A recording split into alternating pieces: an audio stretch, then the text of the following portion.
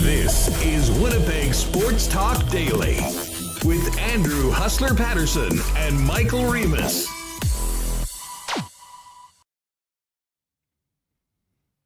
Hey, what's going on, everybody? Welcome to Winnipeg Sports Talk Daily for another afternoon here in the River City. Lots to get to today. We'll check in on the Winnipeg Blue Bombers with Darrin Bauming over at IG Field, and Ken Wiebe will join us post-Jets practice this afternoon. We'll also have the coach's comments a little bit later on. Big trade in the National Hockey League. We'll get to that. NFL week starting tonight with the Thursday Nighter and much more on the Winnipeg sports scene with the Ice back at home as the #1 team in the Canadian Hockey League. And we will have some tickets for the Ice game to give away a little later on in the show.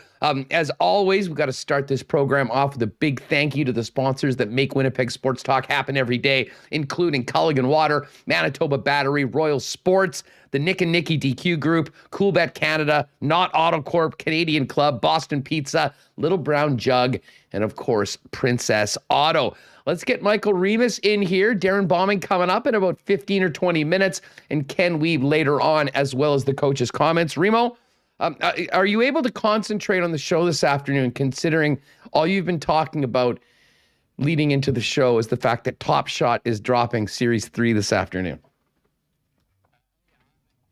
Sorry, I'm able to concentrate. I'm here. I thought you were going to say I'm thinking about the hockey game that I played last night against some knuckleheads who Hardos, beer league Hardos. Yeah, we've been playing the same team for like 10 years, and I don't know. We're in our mid to late 30s, and these guys still think that they're 21, trying to like start fights, like yelling at us for wearing a cage. I mean, I gotta come on YouTube every day and look good. I gotta protect. Take care of that grill. Yeah, I got to take care of the grill. I've seen guys on my team, couple guys take pucks or sticks to the face and loose teeth. Is not pretty. So I just can't believe people are still doing that. But I guess nothing should surprise me anymore. How do you react to that? I mean, in those situations before, obviously maybe not necessarily in beer league hockey, but you just have some like ridiculously aggressive dude, I just sort of laugh like, are you serious, dude? How does that go on the rink? At this point, for me, I don't get involved in that, but I see people like getting overly aggressive. Don't touch my goalie. And I'm just like, guys, like, we're 35 now. Like, are you still doing this? And like, other people like, take off your breakers. Like, man, I got to go to work tomorrow. What about you? Or something like that. Like, we have guys on our team that are like, can't show up to work the next day with a shiner or missing teeth. It's a huge pain in the ass. So I don't know. I'm here to say end cage shaming. Yes. Yeah. Someone that was said the same people like, nice helmet. Yeah, back in the day when before people were wearing helmets all the time. Is that what people used to think? Probably. You'd have to think. But yeah, so we had this game like 9:40 on a Wednesday, and the other team was just very overly aggressive, and a lot of credit to the refs who actually kept it in control by calling penalties. Sometimes they don't get called, so I do respect the job that was done yesterday. Well, I don't know. I mean, a referee in like the Highlander League or just like general beer league, that's an important service to the community that these guys are doing. They're not getting paid a lot of money, and they do get treated like crap by a lot of guys that think that they're playing in Game 7 of the Stanley Cup Finals at 11:30 on a Friday night in a Div 8 game at the Highlander. Anyways, if you've got any funny stories on those topics, hit us up in the chat. For everyone that's with us live on YouTube. And again, welcome to the podcast folks that are with us. As I mentioned, we will get to the Jets. I should mention right off the bat, you probably saw this morning, if you were following any of the feeds, that it was sort of deja vu to a couple days ago. Christian Vesalainen reassigned to the Moose. Mikhail Burnin recalled on an emergency basis. And from what we're hearing, Connor Hellebuyck woke up this morning, was planning on being a part of the practice, was not feeling well, so they told him to stay home. Obviously, with what's just happened with the Winnipeg Jets, they'll certainly be doing some testing on the Winnipeg Jets goaltender. But we'll get the latest on that from Ken Wiebe a little bit later on today. I'll give you my take on Hellebuyck. I mean, he's a new dad. They probably just got home from the hospital. Look, I've been there. He can't function. He's not going to work. Needed an extra day. Just give him the extra day. If they got a makeup, they don't want to. It's it's hockey culture, Huss. You can't say you took a day off to be with your newborn. It's frowned upon, apparently. So not anymore. Not anymore. It's a much more open. They take care of the players. I'm just kidding around.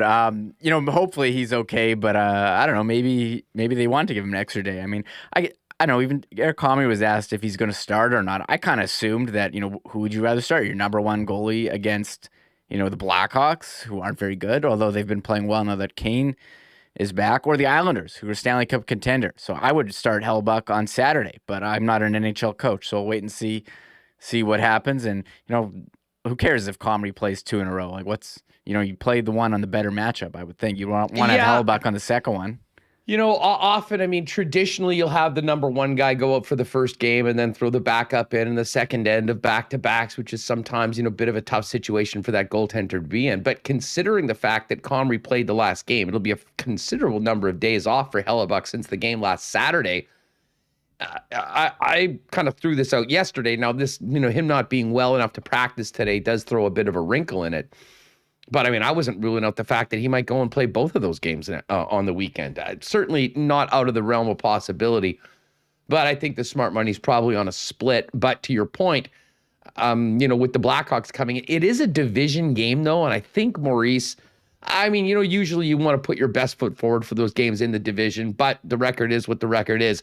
I think certainly if you look at the two opponents coming to Winnipeg and Canada Life Centre this weekend, the Islanders would be certainly in another weight class than what the Blackhawks have been so far. We'll get to all that with Kenny a little bit later on the program. Again, if you're with us live on YouTube, make sure to hit that thumbs up button. Certainly helps us as always. And make sure you've hit the red subscribe button too and join us daily here at 1 o'clock p.m. But Remo, the words that you love more than any, we have a trade to announce. Big deal in the National Hockey League that we all woke up to this morning. Yeah, I woke up, looked at my phone, and I was like, oh, they did it. Finally. What took so long? Jack Eichel is now free. He can get the surgery that he wants to get. He can play games, in a couple months. I don't know what took so long. Vegas was, rumored to be in for a long time. I guess, they didn't want to give up Peyton Krebs, and, they saw 10 games of him or whatever it's been so far this year, and they said, we can give this guy, we want to win now. And Alex Tuck had shoulder surgery. They also gave away a first-round pick. So I think the moral of the story is no one's safe in Vegas, basically. If you're a first-round pick, you can get traded. If you're a veteran who signs a long-term deal like Nate Schmidt, well, they'll trade you too. So I think it's, good trade for Vegas. Buffalo gets a, decent return as well. Jack Eichel finally gets to have the surgery that he wants to get. Kelly McCrimmon said today, yeah, he can do whatever his team decides we're good with. And I think a lot of people are upset. Vegas seems to be getting all these good players, Pietrangelo, Stone, Pacioretty, but I see some people worried out there that, okay, now that Eichel's making $10 million, you got Pietrangelo making money, Stone, Pacioretty. Is this someone in the chat said Toronto 2.0 where you're paying too many guys? I wouldn't go that far. I'm not going that far, but we'll see how it plays out for them. But in terms of trying to win, we don't know how he's going to play this year, but win in the near future, I think this is a good move for Vegas. They finally get that center. Future. Yeah. Well, near future, we don't know when Jack Eichel's going to be able to go. I was listening to a doctor on with Merrick earlier today. And I know Kelly McCrimmon said that they were looking at, by the way, he's having this disc replacement surgery, whatever, that was so contentious that many NHL teams did not want a part of, including the Buffalo Sabres. Vegas is okay with it. It is happening. I believe he'll have it next week. The recovery on this, they said optimistically 3 months. The doctor that I heard said that would be incredibly quick. It's more probably in and around the 5-month range.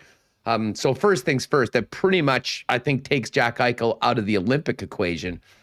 But there is a chance, Remo, that we're talking about Jack Eichel coming back right at the end of the season, or maybe even the Kucherov, if you will, out on LTIR the entire season, coming back for the playoffs when the cap doesn't count. Yeah, I wonder if that's the plan. I mean, they have to get to the playoffs. They haven't played that well this year. They lost to Toronto the other day. But I think for the Vegas, you said they're up against the cap. They're going to have to make another move. And the one move they made in the summer, getting Evgeny Dadonov, that was puzzling to me because now that's the $5 million they could have been, using towards Jack Eichel. So as he moved, Riley Smith is a UFA. Matthias Janmark, who they traded for or they signed, he's a UFA after this season. And who else? Oh yeah, Braden McNabb is also a UFA. So there are some players who are eligible to be traded. They got to make room, but I don't think they have to make a decision right away. But I mean, they're going to be over with him, or maybe someone else is hurt, and they don't have to. They can still postpone. So I wouldn't get too. I don't think they have to make any panic moves right now. But I guess if you wait too long, you could be making a panic move when you want to take him off IR. So I think they'll probably wait till the right deal comes. But they'll be making another move. There's players to be had there in Vegas. They've got $26.5 million on LTIR right now. Nice. They've got the $10 million for Jack Eichel, $9.5 million for Mark Stone, and $7 million for Max Pacioretty. And if those guys are all in the lineup, that is an issue. And I'll say this: I mean, I guess we didn't really get too much into the return going to Buffalo. Remis mentioned it, but former Winnipeg Ice captain and last year's WHL Player of the Year and former first rounder Peyton Krebs. Key part of the package going from Vegas to Buffalo. He'll go to the Rochester Americans, just play for a while in the American Hockey League. And Alex Tuch. And Tuch's been out recovering from shoulder surgery. There was also 2 picks, a 2021 first rounder and a third rounder in 2023. I believe those are conditional based on Eichel actually being able to play again, but let's assume that is the case. I'll say this about Alex Tuch, Reem. This is a guy that has been a real difference maker, and he's on, for my money, one of the most team-friendly contracts in the league. Vegas signed him to that 8-year deal, 7 or 8 year deal at under $5 million at 4.75. And, if he gets back to full health, I think he'll have a real opportunity to be a central figure in the top 6 in Buffalo as they try to move past a really dark era with some exciting young players. And, he's not that young, but certainly still has a lot of his career ahead of him. And, I was really wondering what Kevin Adams would be able to get for Jack Eichel because of the limited number of teams that were fine with the disc replacement surgery, with the time that he was going to be out anyways, no matter what. And to be honest, I think the way that it's come together with Krebs and Tuch and the pick, I got to give Kevin Adams some credit for what he was able to do. It took a long time to get done. But they weren't going to trade Jack Eichel for pennies on the dollar. I still think that Jack Eichel at full 100%, is worth a lot more than came in this trade. But, he really did have his hands tied. And, it's been a tough number of months for Buffalo on the ice, off the ice. But to have this finished, completed, is a good news story for the Buffalo Sabres. And I got to tell you, I think Peyton Krebs is going to be a real solid player in Buffalo. Will he be a superstar to the Jack Eichel level? Probably not. But I don't think there was the potential to get a player like that coming back. They better hit on that first-round pick. That's all I got to say. Yeah, this is your standard. Whenever you come up with a hypothetical trade, you're like, okay, we need a first-round pick, a prospect, and a roster player. And this is, the basic framework of this deal for Jack Eichel. We'll see what happens with the pick.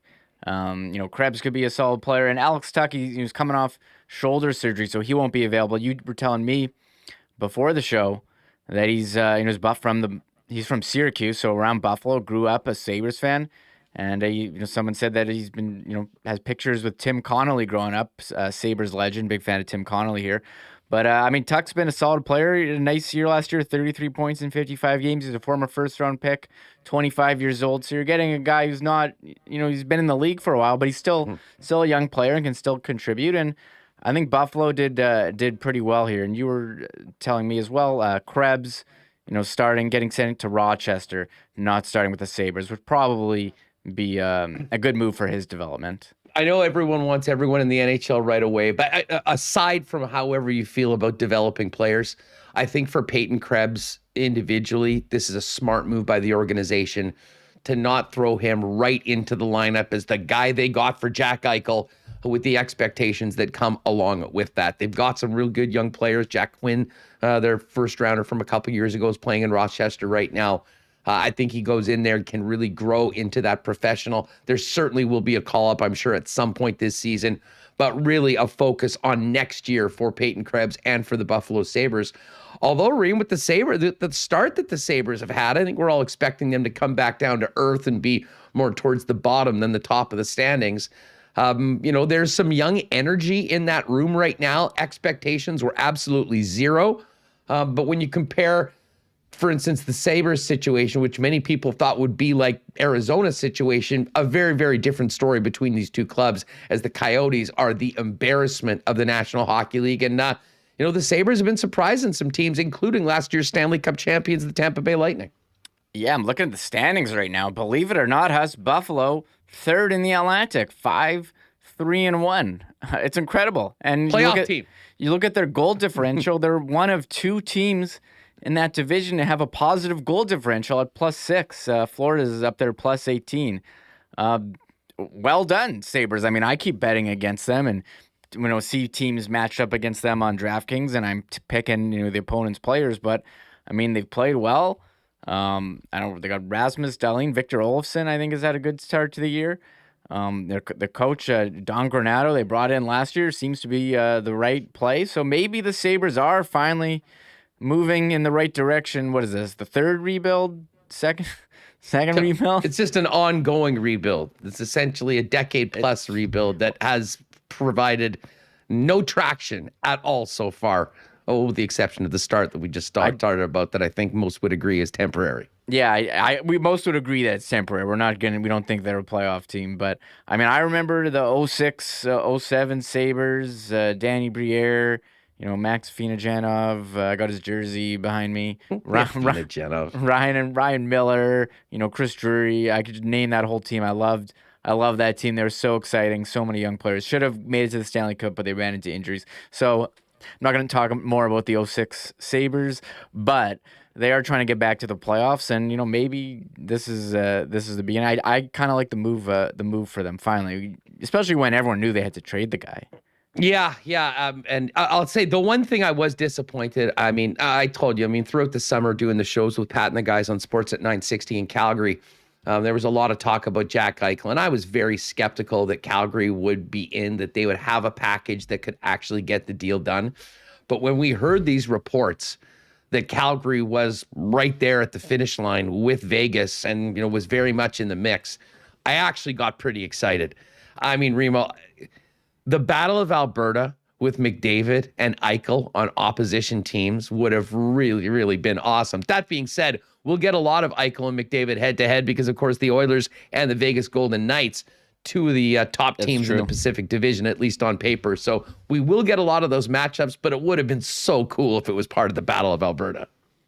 Yeah, I wasn't really sure how that trade. We were trying to think, Calgary one's like, who are they giving up? Like, would they get Tkachuk? And I think his contract is up pretty soon. Tkachuk's a non-starter. Buffalo didn't want to take on big contracts. And for those that are unaware, Matthew Tkachuk signed his deal so that he's getting paid $9 million this year. That is what he needs to be qualified at. Mm-hmm. And he's totally within his rights to accept the qualifying offer, take the 1-year deal, and be an unrestricted free agent the following year after this. Now, Calgary is going to, certainly want to sign Matthew Tkachuk, or if they think that that's not going to happen, then potentially you look at moving him. There's been a lot of talk that the St. Louis Blues, basically Matthew's hometown, would love to get him into the lineup.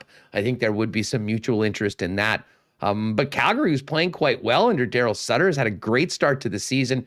I think that's a big plus, the fact that they're winning games right now if they're thinking about keeping Matthew Tkachuk long term. But for all the talk that there's going to be big changes made in Calgary, those haven't happened. Jack Eichel was a very intriguing prospect to get into the mix. It didn't happen right now, but the results on the ice speaking of changes, very different than what we saw in last year's incredibly disappointing season for the Flames. They've had a great start right now, and they're challenging the Oilers right up at the top of the Pacific Division.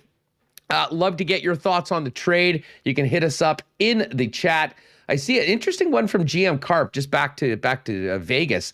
Cheveldayoff won't, but should be asking about Shea Theodore. 4 more years at $5.2 million and no move.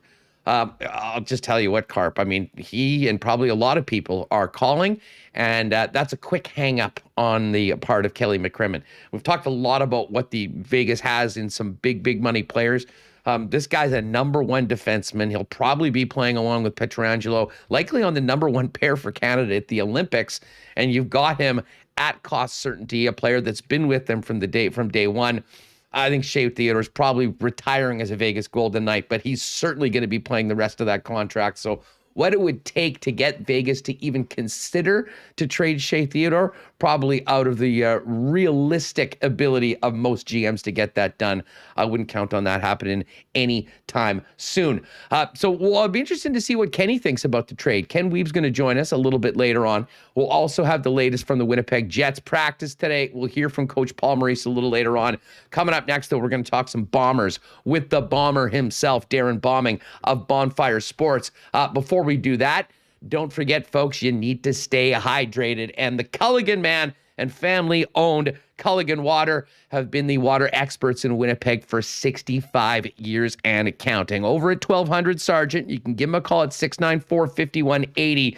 They're celebrating 65 years as the go-to people for water softeners, filters, whole home systems, drinking water systems, not to mention bottled water coolers and even bottle-free coolers and water delivery services citywide. And if you need water products and solutions for your business, they've got commercial and industrial options as well. You can find out more at drinkculligan.com or pop down, as I mentioned, at 1200 Sargent Avenue. Winter just around the corner, people getting ready for it. You're putting away your summer car. That may have happened already, maybe a boat. Don't forget that maintainer that can keep the battery fresh throughout the winter, Manitoba Battery's got that and the best price on batteries in the city. Why head on down to the big box stores like Costco when you can save money and shop local at Manitoba Battery, just $89.50 with the core exchange, and delivered within city limits. If you don't even need to leave your place, $109.50 with a $15 recycling rebate when the core is returned. Head online, manitobabattery.com. All of the products that they've got, as well as you can just give them a call at 783-8787. See them on Logan Avenue and get charged up for your vehicle or whatever else you need under the sun. If it needs a battery, Manitoba Battery has it for you. And, of course, a big weekend for Winnipeg sports fans coming up. We do have the conflict. You got the Bombers at 6 o'clock down on the south side at the IG Field. You got the Jets taking on the Islanders on Saturday night, 6 p.m. at Canada Life Center. Of course, the Jets and Hawks going at it Friday night. Your fan gear might be tested this week. Maybe you need an upgrade. Royal Sports is the place to go. Thousands of items of Jets merch, so much Bomber gear.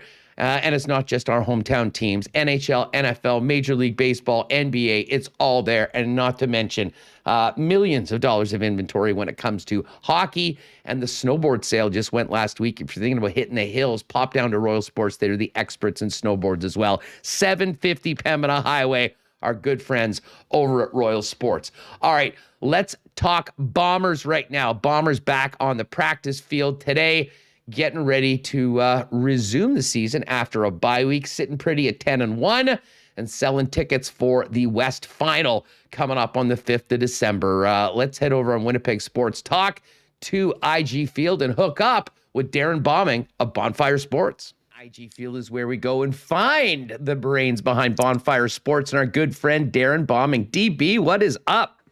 What's going on, Hustler? Just kicking back here in the Two Jacks press box.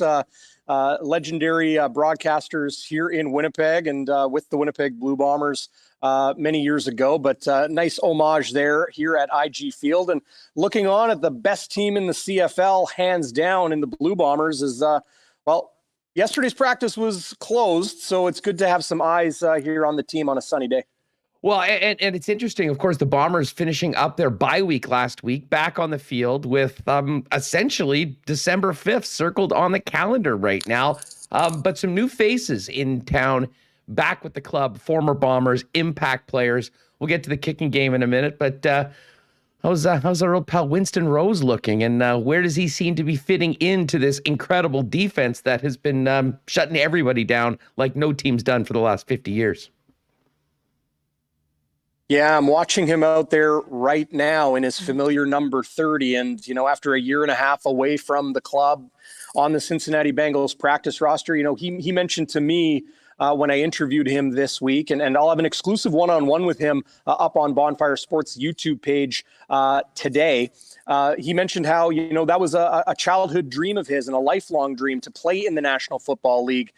But so often, we know the business of football. Guys get cut, and sometimes opportunities dry up, and then you have to wonder what's next. For Winston Rose, an ideal situation, familiarity, desire for him to be here, and the familiarity goes beyond the uniform colors and the city and the airport he'll fly into, maybe the accommodations here in town. Pretty much all of the guys, except for his right-hand man, Marcus Sales, who's now with the BC Lions, all the same guys are here. So it's almost the same locker room, the same dynamic. You could almost blink your eyes and think it's 2019 if you're Winston Rose walking into the Blue Bombers facility earlier this week. But watching him line up at corner, they're moving guys around a lot. My gut tells me, Hustler, that Winston Rose will not likely dress or play this week at home against the Montreal Alouettes. I think they're going to continue to move things around. The chemistry is working right now. Don't mess with success, but they'll find a way to get Winston Rose into the lineup in one way or another. These final 3 games of the regular season, the home and home with the Alouettes, and then in Calgary to wrap the regular season.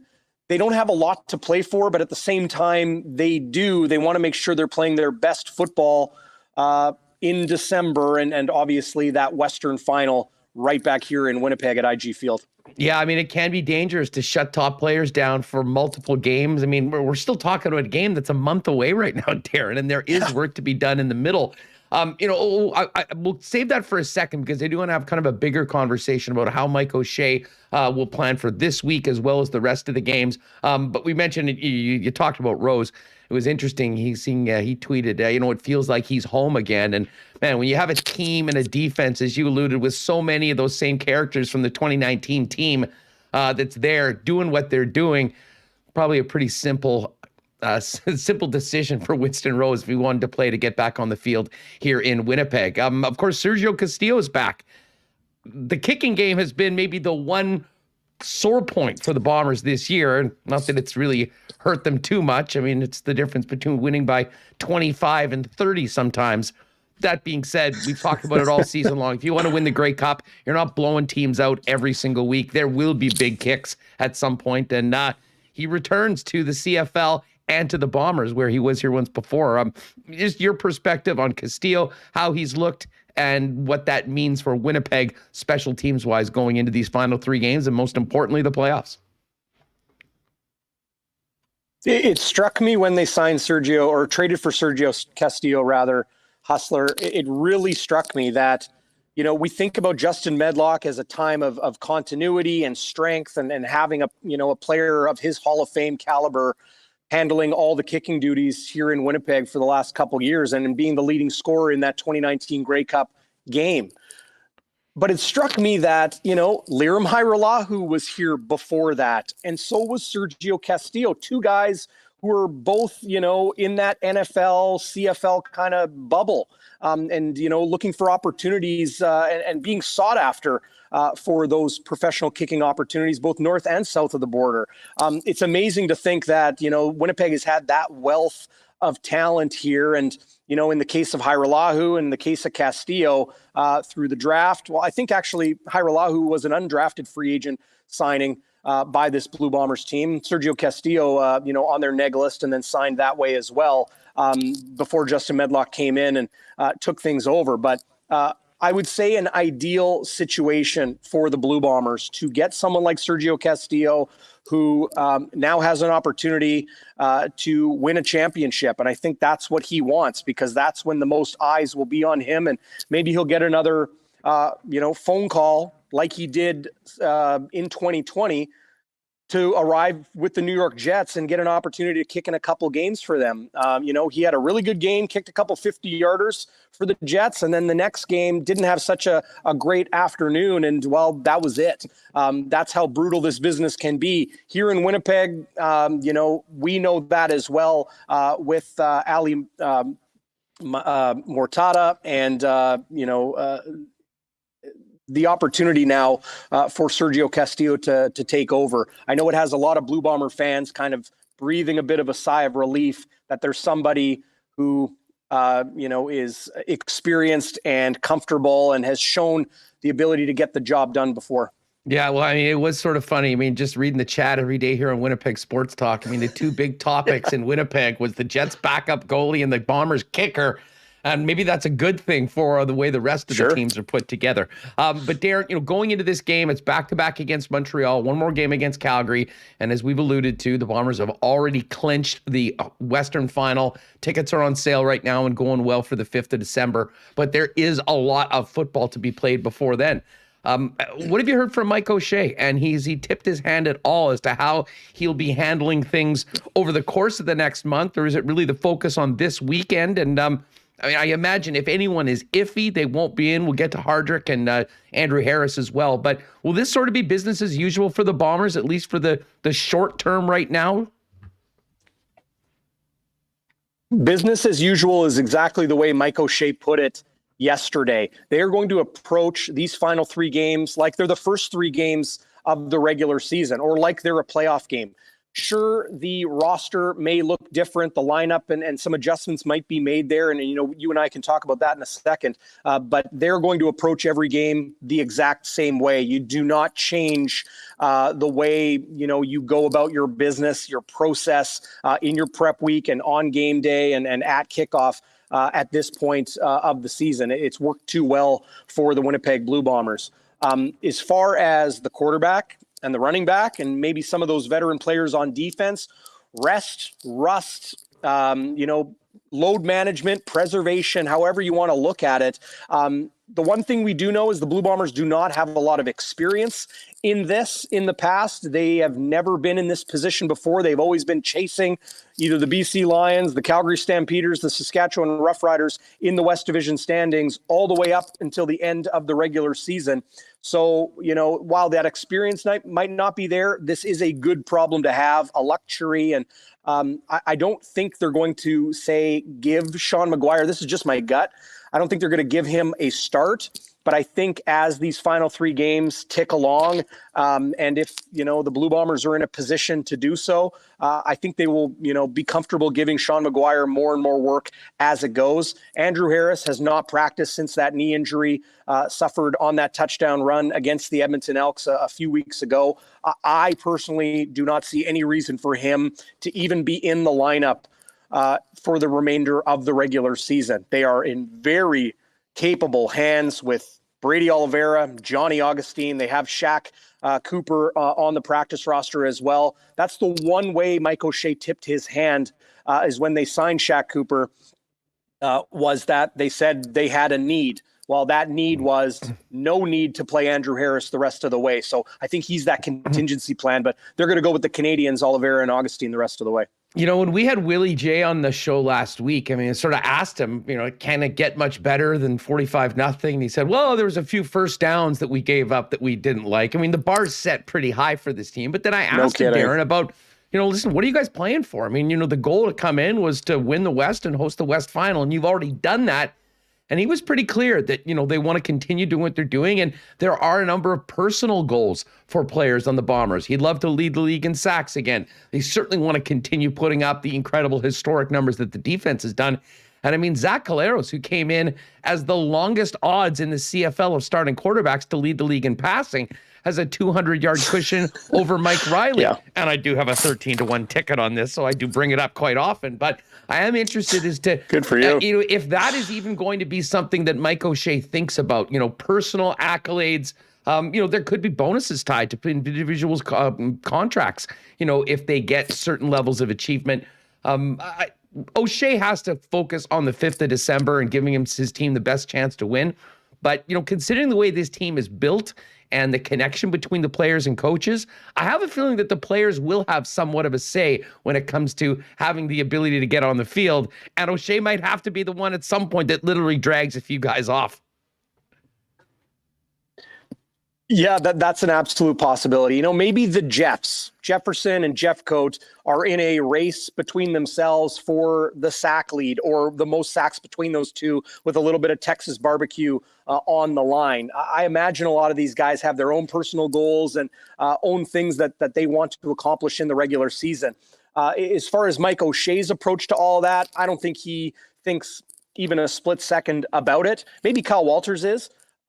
Because, I've had the opportunity to take a look at the detailed structure of a lot of CFL contracts, from the high paid quarterbacks all the way down to the league minimum players. And a common one, especially amongst players that are kind of in those reserve roles, are $500 bonuses if they play 50% or more of the snaps in a game. So say, someone like, like a reserve Canadian on defense, if they get into the game on 50% more of the snaps, they'll get $500 bonus check for that week. And that can be a motivating factor for a lot of guys. Other guys higher up in the salary structure, they might have a $1,000 or $2,000 or maybe even a $10,000 end of year bonus if they hit certain thresholds: 5 touchdowns, 500 yards, play in 50% of the games, play in 80% of the games, reach 1,000 yards, be a division all-star, be a league all-star, have an MOP or most outstanding positional player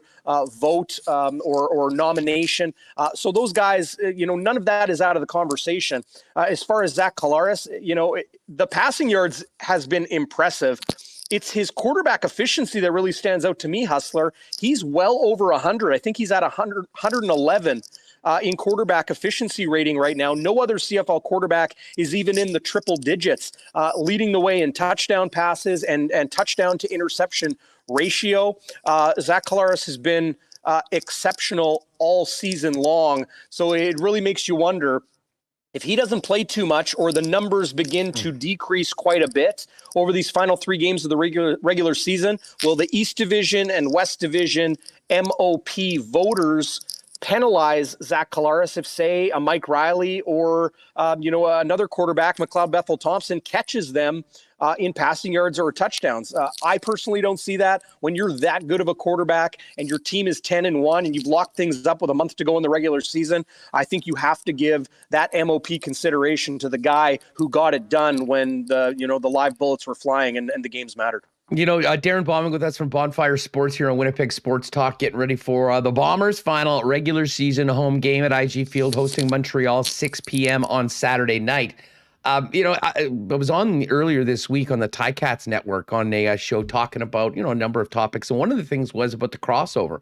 And I think we've had this conversation about a month ago. The fact that Ottawa has been so bad this year and hasn't beaten anybody with the exception of the Elks has made it very, very unlikely that, a crossover would be enacted this year. And to be honest, right now, you got BC and Hamilton this week playing, on life support. A loss there essentially eliminates them from any potential crossover, and they are still 2 games back of Calgary.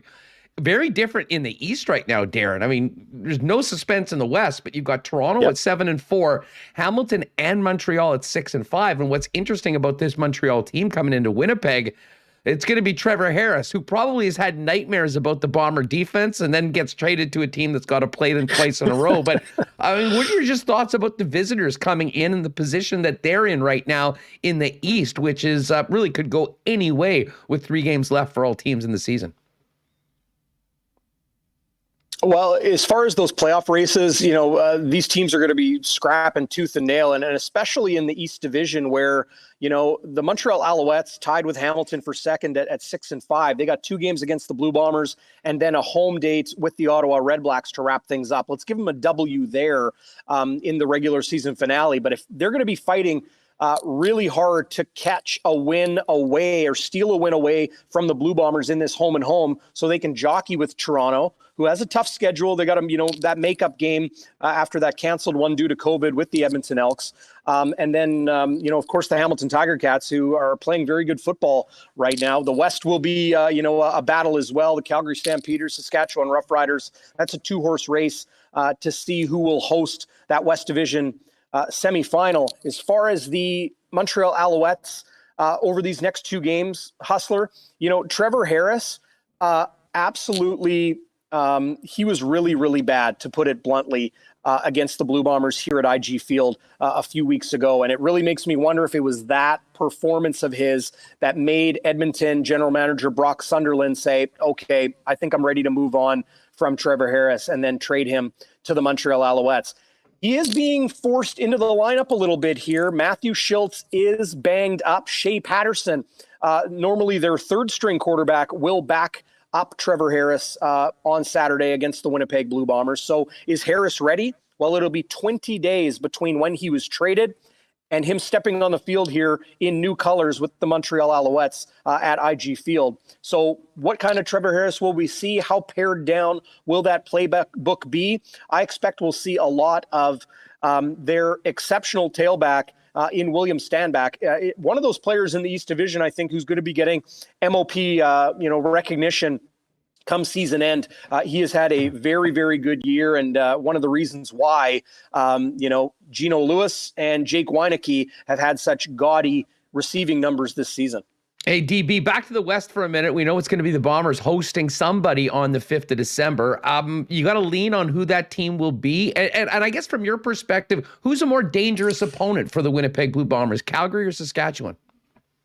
That's a tough question, and I'll be careful here because I know there's a lot of Rough Rider fans watching. I made a comment the other day on social media that, the Calgary Stampeders have a good chance to be here in Winnipeg on December 5th for the West Final. If I had to pick right now, I'd give it to them. I just see them on more of an upward trajectory as far as their level of play. They got 2 good quarterbacks in Bo Levi Mitchell and Jake Mayer. So, if something seems to happen, they have a great contingency plan there.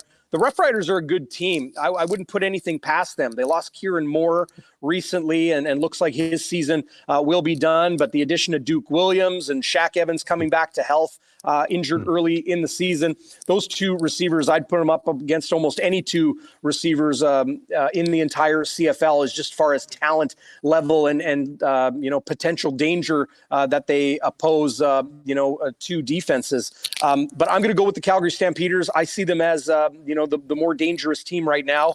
But that's the beauty of the West Division. This time of year when the games get cold, you never know until that final gun fires. Well, and it's so interesting. I mean, those 2 teams just played each other 3 times. And, It was at a time where the Calgary Stampeders were sort of resuscitating their season. They got those 2 big wins over Saskatchewan. The Riders did get them back on one, but season series is Calgary 2-1. And I think we've seen more of the Bo Levi Mitchell that obviously wasn't 100% earlier in the year coming back to normal. So, it's strange times. In our lifetimes, the Bombers have not hosted the Western Final. There was an East Final here in 2011, but never mind just getting to the game. And now this month, an unprecedented time for the Bombers, a month of waiting to see what happens. But, when you've got a point differential of 178, you'll win your fair share of football games. That's what the Bombers have done. And we'll look forward to see what happens when the Alouettes and Trevor Harris come to Winnipeg on Saturday night. DB, this has been fun. You got lots going on at Bonfire right now. Before we go, tee up game day with Walby and fill people in on some of the hockey content you're doing with Billick. Yeah, busy time right now on Bonfire Sports. And, of course, I'm writing for NHL.com on the Jets as well. So time is tight, but definitely have time to keep up our football coverage, and excited to get hockey going with Scott Billeck as well. We're going to be doing lots of kind of bite-sized pieces on the Winnipeg Jets. Stuff that people can just pick up quickly. All of our content now available on all the major podcast platforms. So subscribe to those if that's how you take in your content. A one-on-one with Winston Rose coming up later today, Hustler.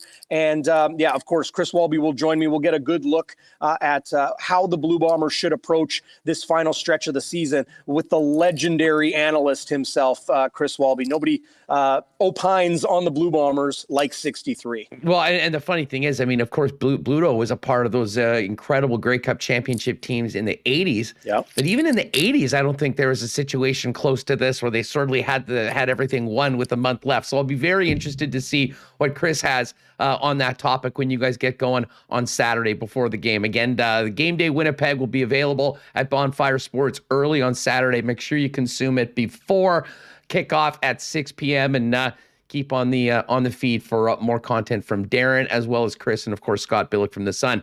DB, thanks for doing this, man. We'll chat soon. Going to be an exciting month heading into December 5th, and fingers crossed for the Blue Bombers, a trip to Hamilton a week later. Yeah, should be a lot of fun this final stretch, Hustler. Appreciate you having me on, man. Great stuff with DB from IG Field as the Bombers finish up practice today and get ready to get back on the home field one more time, trying to run the table at IG Field for the regular season and get ready for the most important win of the year, and that would be one on December 5th to book a ticket to the Grey Cup to try to defend that Grey Cup. I want to thank Princess Auto for their support of Winnipeg Sports Talk. Great sponsors of curling here in Winnipeg and the province of Manitoba, and really coast to coast, especially with some of our Manitoba teams and Olympic hopefuls in Mike McEwen and, of course, Team Jennifer Jones. I do know Jen Jones and the girls have a big game tonight at the Pinty's Grand Slam of Curling. I believe you can catch that matchup on Sportsnet. But we're going to be talking a lot of curling heading into Saskatoon in less than 3 weeks for the Olympic trials. Princess Auto, though, in addition to supporting curling, is your go-to spot for finding the best deals and the most unique assortment of tools and equipment around. 2 locations in Winnipeg, national headquarters here in Winnipeg, started here in Winnipeg, but people that need cool equipment, tools, or things to make their ideas in their head come to reality, go to Princess Auto. You can pop by either of the 2 locations in the Peg or shop online 24 hours a day at princessauto.com. I told you all that we had a great time checking out the behind-the-scenes work of Little Brown Jug Brewing, who is getting ready next month to celebrate their 5th anniversary. I can tell you, Remo and I hooked up with our old boss, Chris Brook, yesterday down at one of the local watering holes, had a couple 1919s. Man, they were great. You might want to also try the winter variety pack right now, which is available, which does include a couple cans of the new fall beer. They've just launched the Double. But the best place to do it is down at William Avenue at Little Brown Jug. Great spot to go meet a friend for a beer, pick up some Little Brown Jug to take home, as well as merchandise, and check out their events page, as well as a link if you'd like to book Little Brown Jug for a holiday party coming into the season, or of course a birthday, bachelorette, and so much more. All there, including free delivery citywide at littlebrownjug.ca. And the NFL is back tonight, and that means we got NFL action on all the big screens at Boston Pizza, along with the center ice package to get the hockey game that you want to see. Maybe you got a DraftKings lineup, maybe you got a bet. Boston Pizza is the place to go for all the games. Big screen, big sound, and big eats. Of course, we've got the ice cold schooners, delicious pizzas, Boston wings, as well as some new favorites on the menu as well. Pop down to BP tonight for the big game, or order to your home, bostonpizza.com, or call your local Boston Pizza restaurant. All right, Ken Weeb's coming up in a few minutes.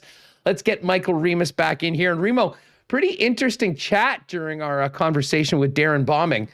There still is a lot of differing opinions, I would say, on how the Bombers will and should handle the roster going forward. I'm of the opinion that I think certainly in the next little bit you do need to play. And just I don't know, maybe I keep on bringing it up. I remember 2001, the Bombers resting everybody, allowing Calgary to win to get into the playoffs, and then biting them as an 8-10 Grey Cup champion team, beating Winnipeg in the final. They've just been going so well. It would be a tragedy if a key player, especially quarterback Zach Collaros, got banged up. But it is important to keep this thing going. And there is a lot of time before this game on the 5th of December. Yeah, you don't want to go in there like you haven't played for a while. And I see a lot of people in chat speculating about Sean McGuire, just like I saw people doubting Eric Comrie. He's been pretty good. And I'm not saying Sean McGuire is Eric Comrie, but I'm saying that I have no idea if Sean McGuire is good or bad. We've never seen him play. I know that he can run the ball in from the one. I also know that there's been other. That he definitely can. I know. I also know that there's other backup QBs this year, like Mayer in Calgary, who come in and a good system, good coach, and you think, oh, this guy's never started before. They're going to be terrible, and he's maybe look better than Bo Levi Mitchell. So I have no idea if Sean McGuire is good or bad. I haven't seen him play. So it would be great, but it'd be great to have an experienced guy in case someone gets hurt. But I don't know. You can only afford who you can afford. So we'll see. We'll see how it goes. And you just have to have your fingers crossed that you don't have any injuries to any key players over the last couple games. And it is interesting to note. Guys want to go for records or become a league leader. Maybe they have bonuses, and I don't think you should deprive those guys of that opportunity. So I think playing time is something to watch going forward for the last couple of games. I'm being honest here. I'm trying to think of how much my decision-making and opinion is being shaped by the fact that I need Zach Collaros to lead the CFL in passing yards to get this award. I mean, the fact that he has a 200-yard cushion with 3 games left speaks to just how good he's been this year and how much better the Bombers have been than everybody else. But that would be, I guess all things being equal, if I did not have this wager, I'd maybe be less invested, literally, in Zach Collaros playing through these games.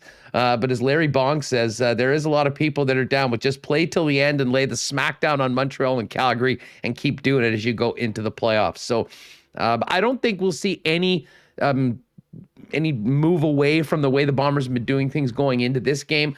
I do think for those 2 road games, it'll be a little more interesting as to who makes the trip, who plays.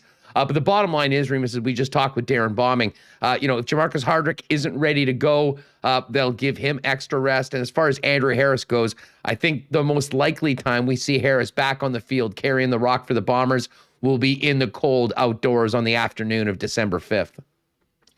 Yeah, we'll see. I just got a text from Ken. He'll be ready to go shortly. I see Kenny's water bottle already people are fired up. Come early in the chat.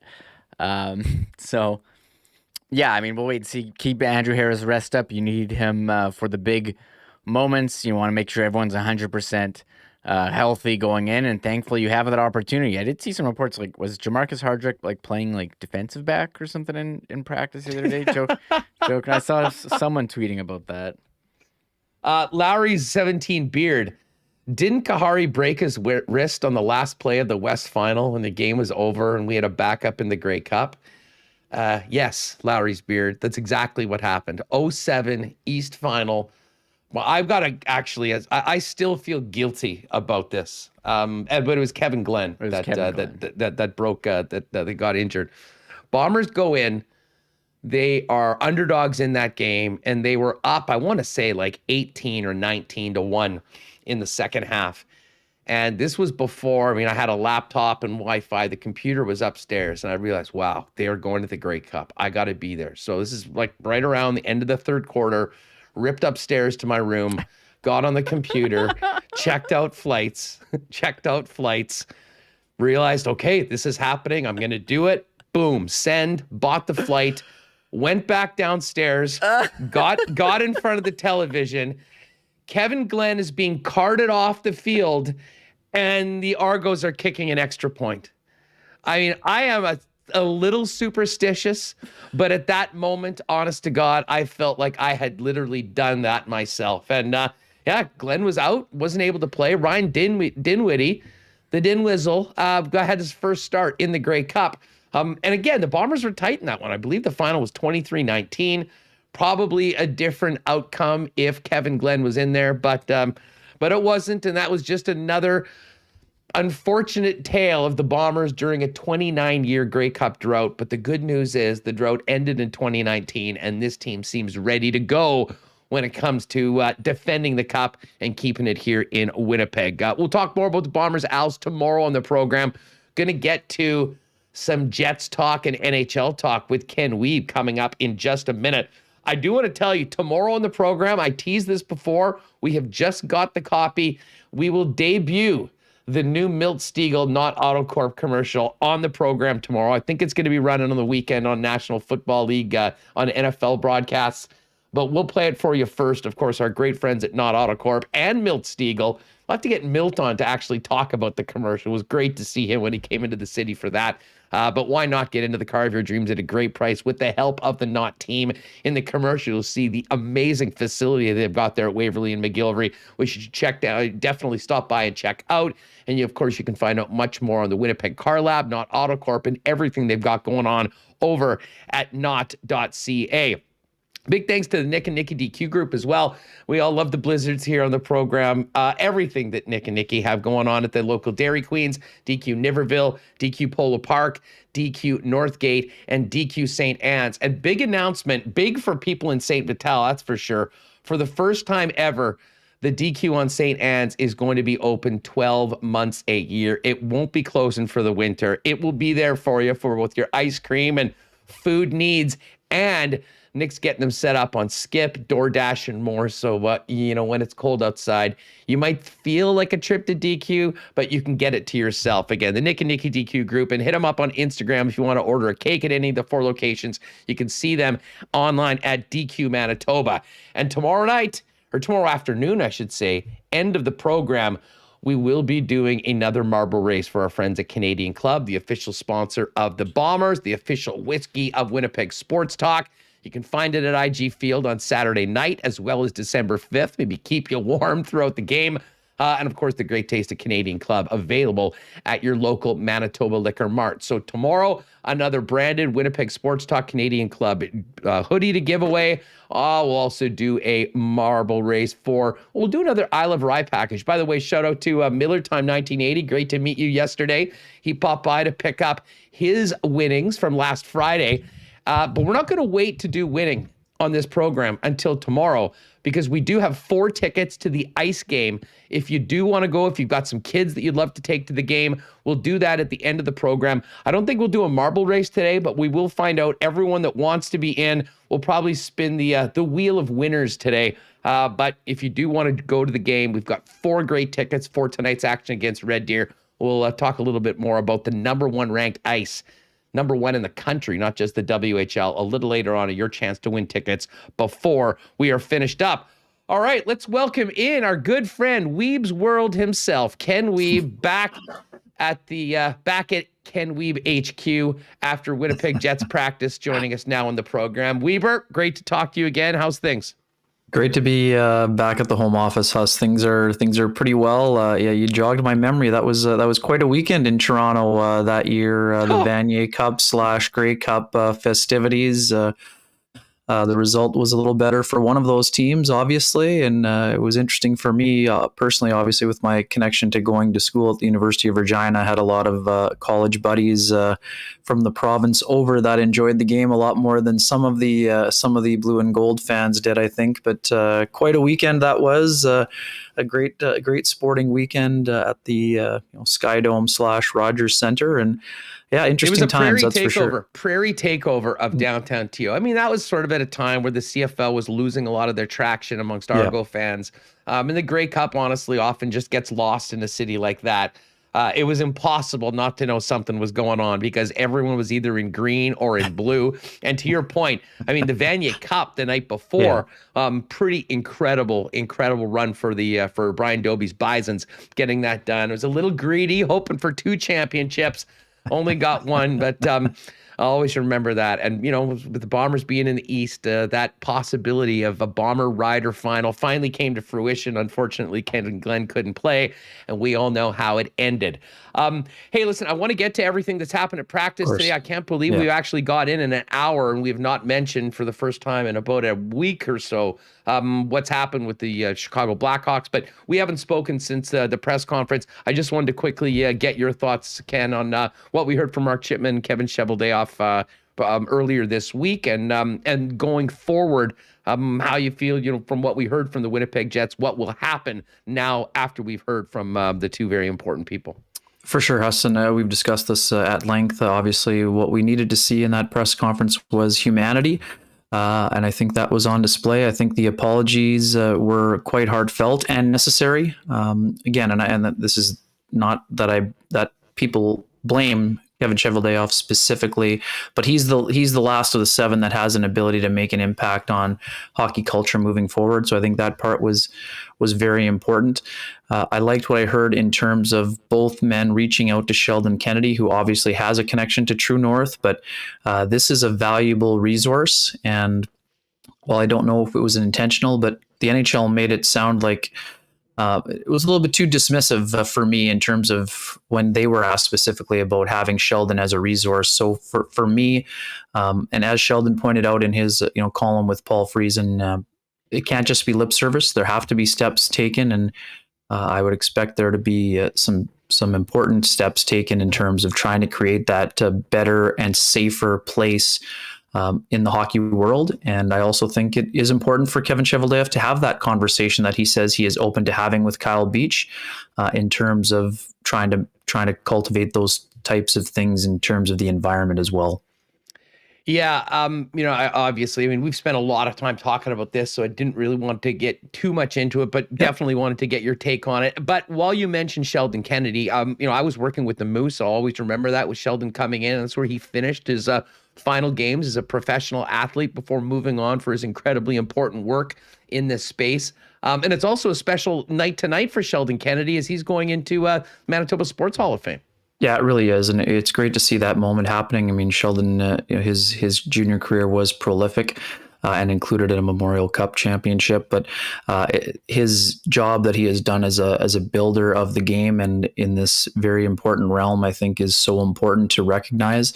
And that's why I also think it's so important for not only the Jets, but for other teams to be speaking with Sheldon in terms of, having him speak to whether it's to prospects or regular players, even staff. I mean, I think this is so important in terms of building and finding that extra place. And for me, there's a special connection for me for Sheldon Kennedy. When I was 14 and 15, I was a listed player in the Swift Current Broncos organization. And at my first rookie camp as a 15-year-old, Sheldon Kennedy was behind the bench of the team that I was playing for. So I think Sheldon is an incredible person, and what he's doing is fantastic. And the thing about that, Huss, is that he's been doing so much, but he wants to do so much more because there is so much more to do. And I think that even when there have been roadblocks in terms of what he's been trying to do, Sheldon continues to put forth an incredible attitude in terms of trying to get to that better place. And that's something that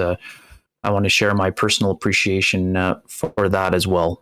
Well, and again, I know he's got the respect group and there's so many things that he's currently doing, but considering everything that's transpired, considering what we've heard this weekend, and knowing that there's been some communication with Mark Chipman and Kevin Cheveldayoff with Sheldon Kennedy, tell you what, maybe the best thing that could happen for the organization and all parties involved would be to work something out where Sheldon Kennedy maybe has some sort of a role with the organization, helping with them and guiding them with some of the things that need to be put in to go forward, to be the leaders that, the rest of the National Hockey League can emulate. I think we'd all love that.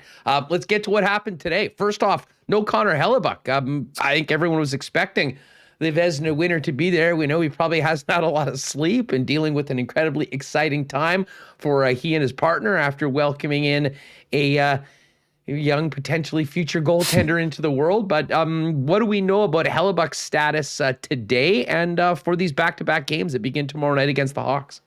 Yeah, what we know is that the course of conversation quickly changed from Connor Hellebuyck making his case to starting both games on the weekend, making the case to Wade Flaherty and Paul Maurice to feeling a little bit under the weather in the morning. So again, we don't know the severity, but we know that in the environment that we're living in with COVID-19, that a test is required, and that Connor Hellebuyck was not able to just power through this type of a situation where we know he's probably sleep deprived. You don't get tested for being sleep deprived though. So we know that Connor had a very serious bout with COVID in late August. So obviously the Jets are hoping that that is not the case, but basically Huss, it's wait and see mode. Eric Comrie obviously on high alert and ready to go. I think Comrie was going to be getting, I think Hellebuyck was not going to be winning that conversation, or I wouldn't call it an argument, but that debate about starting both. I think that Comrie was probably going to be starting one of those games anyway, and likely the Saturday night game. But what if this means potentially that Comrie starts Friday night? I don't think that's a major concern. Comrie's done a nice job. Obviously, same things we talked about going into the year, small sample size, but Comrie in his 2 starts, not only is he 2-0, he's played at a level that would instill some confidence, not only in the players, but in the coaching staff, and knowing that they can turn to him if they need him. Yeah, no doubt. I'm with you. I mean, it is a small sample size, and we've talked about this, going into the year. I'm like, let's give this guy 8, 10, 15 games to see what he can do. All that being said, Ken, with the attention that was on this position and his situation, it was incredibly important for him to come out, play well, and most importantly, win. And he's done that in his first 2 starts.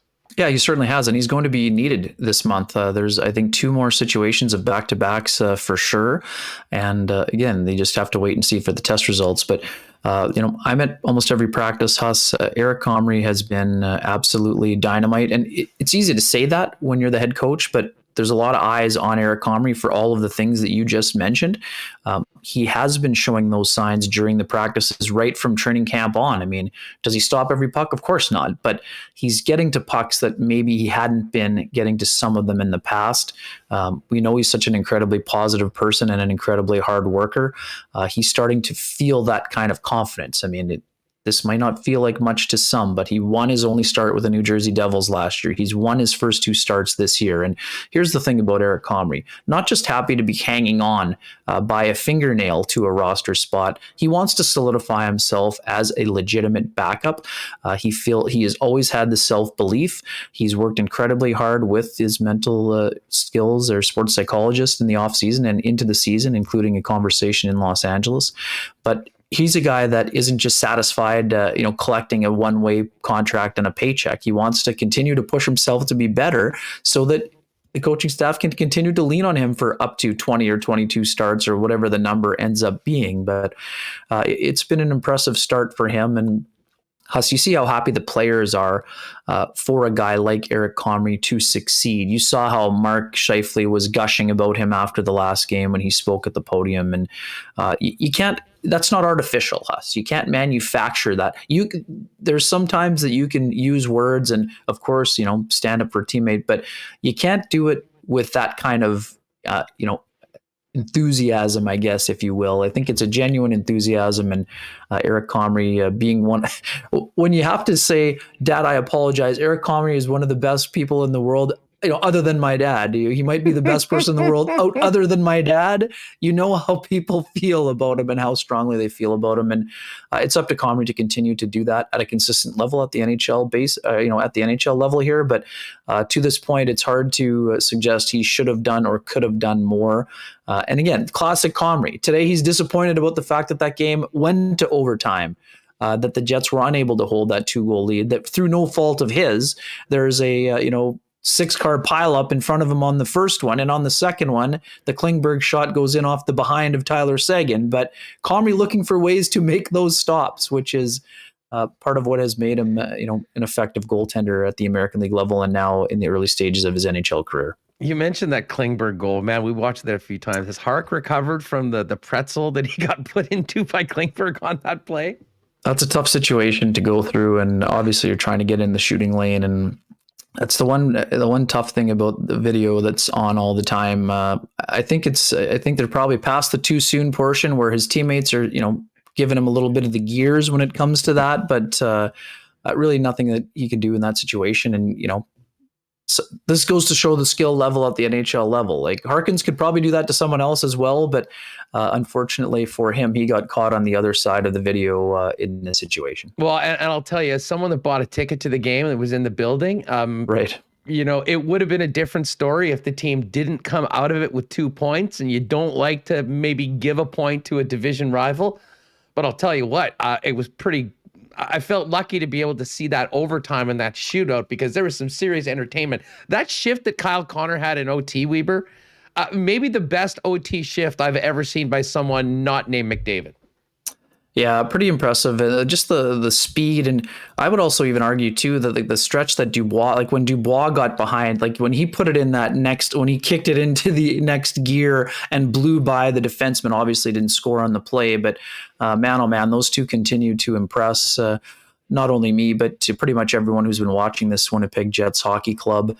It's been impressive to watch the chemistry they've started to build with one another, and the results are obviously there, but it's the generation and the creation. I mean, Pierre-Luc Dubois, even laughing about it today, saying he didn't think that he had a game where he had 7 shots on goal. He had 9 attempts. I mean, those two really finding an impressive level of play, and Yevgeny Svechnikov has been part of that process as well. And us, we've been talking about the need for balance for a long time, and the lines look a little bit different, but what I can say is that if they leave them together for a while, and based on everything we heard from Paul Maurice about wanting to see more with Lowry on that line, it sounds like this is not just going to be a one more period type of thing. I think he wants to roll with it for a little bit longer, and I think that it could create all kinds of matchup manipulation that the Jets can really take advantage of, because it's very much a pick your poison type of scenario right now when it comes to the opponent trying to decide who to try to match up against right now.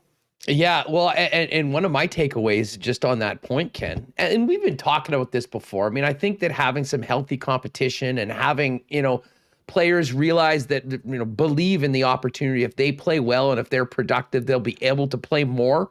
And in the past, it maybe hasn't always been that. And frankly, the struggles of Dubois left the Jets kind of as a real top-heavy team last year, really relying on that line. Everything's different now with the way that he's playing and the connection that he has with Kyle Connor. And if you go back to the game sheet from the game on Tuesday night, Weber, I think that this might be, and I'm sure there might be an anomaly at some point, but you look at that top 9 and look at the ice time distributed between Scheifele's line, Ehlers, Dubois. I mean, it's literally within about 2 minutes of each other. And I think, the discrepancy probably just speaks to some ice time, in overtime then when you have a limited amount of guys. It was as close to even as it's been. And if that is the case, I think, listen, the guys on the fourth line or the 2 players that are extras, might not get in as much. But, running a top 9 like that with the skill and the depth that the Winnipeg Jets have, I think bodes very well, especially for this homestand. As you mentioned, as Paul Maurice, with that final change, is going to be able to get out the guys that he thinks matches up in the Winnipeg Jets' favor. Yeah, and when you're looking at the odometer around game 60 to 82, and for a team that has aspirations of going deep into the playoffs, you need to be able to sustain that over the course of time. I mean, obviously some of the number, we know Ehlers is up 2.5 minutes and from last year and almost 3 for his career. Will those numbers stay at that level when those players are back in the lineup after those 5-game absences for both Mark Scheifele and Blake Wheeler? That's important. I mean, Pierre-Luc Dubois, we've talked about this a lot. For me, he thrives on having more responsibility. So I think you run if you move him down to 17 minutes, I don't think you're getting the same level of play. So there's a fine balance between finding the sweet spot and not overusing those guys. But at the same time, I think right now, the way the lines are, evened out or balanced, you can run all of those guys, get them plenty of ice time. And one way they've done that with Ehlers specifically, and also Dubois, is the ability to roll them through on that fourth line, even though they're not getting a lot of use as a line together. It's allowed each of those guys to get a little bit into a better rhythm. And Scheifele too, the other night, being back, he was able to roll through that fourth line a couple of times and kind of get his, extra puck touches and get his feet moving. So I do think it's really important, Huss. And again, we know these guys are in great shape, but the Jets have a couple of players in their mid-30s who are in that top 9. So the ability to distribute the wealth a little bit more will help those guys they'll need them all year long, but they're really going to need them down the stretch and into the playoffs. So I think it's really important for them specifically as well. And again, we're talking about Paul Stastny and Blake Wheeler, guys that are they're going to need to play at a high level throughout the course of the season in order for the Jets to go deep, and that's one way to help them be able to do that. So I think they're on the right track for sure. And I'll be very curious to see, Paul Stastny, how he's on the penalty kill still. How long does that last? I think it'll last for a while yet, but we've talked about this before also. At some point, I wonder if Dubois as a penalty killer might be a road that the Jets consider going down. We know Kyle Connor was used again the other night when one of the penalty killers was in the box. Yeah. Well, and let's stay on special teams for a minute that you mentioned. Sure. And speaking of that power play, I mean, the Scheifele unit was, scored twice. But, much like we just talked about with that sort of internal competition amongst the lines, I mean, from my perspective, they pretty much have put together 2 power play units. It's hard to say which one is more stacked than the other, but there will be now this internal competition. And even in practice, as Maurice said, that will, maybe decide who's first over the boards. And I think that's another good thing for the Jets going forward, if that really can develop as no clear number 1 and 2, but a 1 and 1A with guys making the most of their opportunities to try and get out there a little more. Yeah, and there's quite a bit of chirping in those practices, Huss, when those drills are happening. One group at the far end, one group at the near end. And there's no doubt, I mean, a few eyebrows were raised when Kyle Connor was moved to the Ehlers unit, but I think it's actually worked out for both. I mean, Josh Morrissey, again, today in practice, drilling one-timers at will. When you have that ability, I think that's very smart. Nikolai Ehlers talking about the importance of having different looks. It's not just Ehlers doing the reload and getting his shot off. Now he has another one-timer across ice from him as well, and the guys at the top are doing such a nice job. And I mean, let's not diminish the importance of a guy like Nate Schmidt and what he's been able to bring to that power play unit as well. And again, the Jets get deeper when Scheifele and Wheeler are back in the lineup, especially when it comes to even strength play and the power play, which they can be very big weapons at. But that ability to push one another, Huss, I agree. It was there last year, but it's a little bit different with the personnel groupings. And I would say there's probably a little bit more skill on spread out between the 2 units now, but you're going to have to find the guy to be the Matthew Perreault net front presence. I mean, I think that's something where the Jets haven't had that same type of ability happening from that. Not to say the players being used there are not capable. You just haven't seen it to the same level so far, but I think that both men that are being used there can do that job. And Pierre-Luc Dubois, with the confidence that he is playing with us, having him as that slot trigger man, I think that was something where when Stastny was in that role last year with that unit for a good chunk of time, they weren't getting that shot from down low, which the way they tilted it over. But Dubois was at the very end of practice today after the formal section was over. Dubois was taking passes from Svechnikov and, working on that quick release. And I think that's one of the areas where when teams start to try and take away the one-timer from Morrissey now or Connor, that having that slot guy have that trigger ability, the way that Mark Scheifele had when he was used as the middleman when Laine was in the left wing Ovi spot, that'll be another layer that the Jets can look at kind of taking advantage of, if you will, on that power play. But Huss, we also, it's not all sunshines and rainbows. We should the third place overall behind the ridiculously talented Edmonton Oilers operating near 50%, and then just on the heels of the St. Louis Blues. The flip side of that coin with the tied for 31st, I know you were going to get there eventually, but I would say the other portion of the special teams units still requires some substantial work. What needs to improve in your mind? I mean, when you look at that, I mean, and sometimes when we talk about small sample sizes, sure. I mean, great shots. I mean, just by nature, you're going to give up some goals on the PK, but there's been way too many. I mean, that was a really rough start, and consistently, there's still been pucks going in. I mean, when you look at the Jets PK, where do you start with improving the results on the ice? Yeah, it's always easy to say you need to be more aggressive, but sometimes when you're more aggressive, that if not everyone in the 4-man unit is moving at the same time or making the same reads, that's where you have the backdoor tap-ins happening with a high level. That hasn't really been happening. It's been more a matter of, they've been on the, poor side of a few tip-ins, I would say. They're not giving up a ton of those clean lane looks, but they do need to do a better job of getting into the shooting and passing lanes. Part of that is being a little bit more aggressive and assertive, but it's a matter of having the four-person unit reading off one another. And I think one of the other areas that we've talked about, and it's not just the Jets having this issue, Huss, but the ability to clear the net has been a bit of an issue at times. And hey, we saw it the other night. If the standard is changing in Game 9 based on the cross-check delivered by Joel Kiviranta, then we'll see what this means. I mean, will that be happening on the other side of the coin now? Will the defenseman be getting away with the same kind of cross-check that the forward from Dallas got away with? Well, that remains to be seen. But anyway, I do think that the net front clearance needs to get a little bit better. And it's easy to say, just get the guy's stick, check the guy's stick who's doing the deflecting. But these guys are pretty highly talented. Again, at the end of practice today, Huss, these guys can tip pucks. It doesn't matter if it's a knuckle puck or a 100-mile-an-hour clapper. These guys are pretty proficient when it comes to the hand-eye coordination.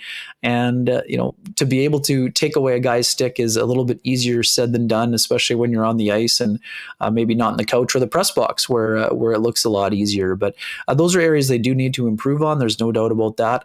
And I think, too, once they get feeling a little bit more comfortable, then they'll get better at the entry denials. I mean, when obviously if you can deny the entry, then you don't have to get into a setup position where the reads have not been as quick. So I do think that this is an area where the Jets have the personnel and the structure to get better at it. But obviously, as you mentioned, Huss, right now they have dug themselves a mighty hole. 7 out of 9 games, they've allowed at least one. And I think my research was showing that 4 games, they've given up multiple goals.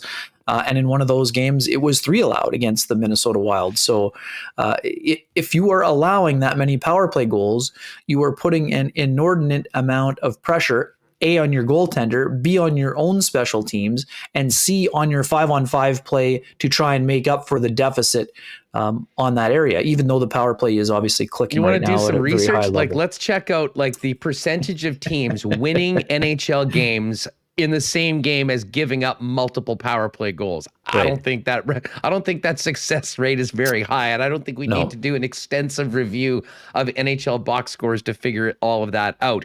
That being said, a big part of the question around the PK with getting Bolio in there has been this 11-7 configuration with 11 forwards and 7 defensemen.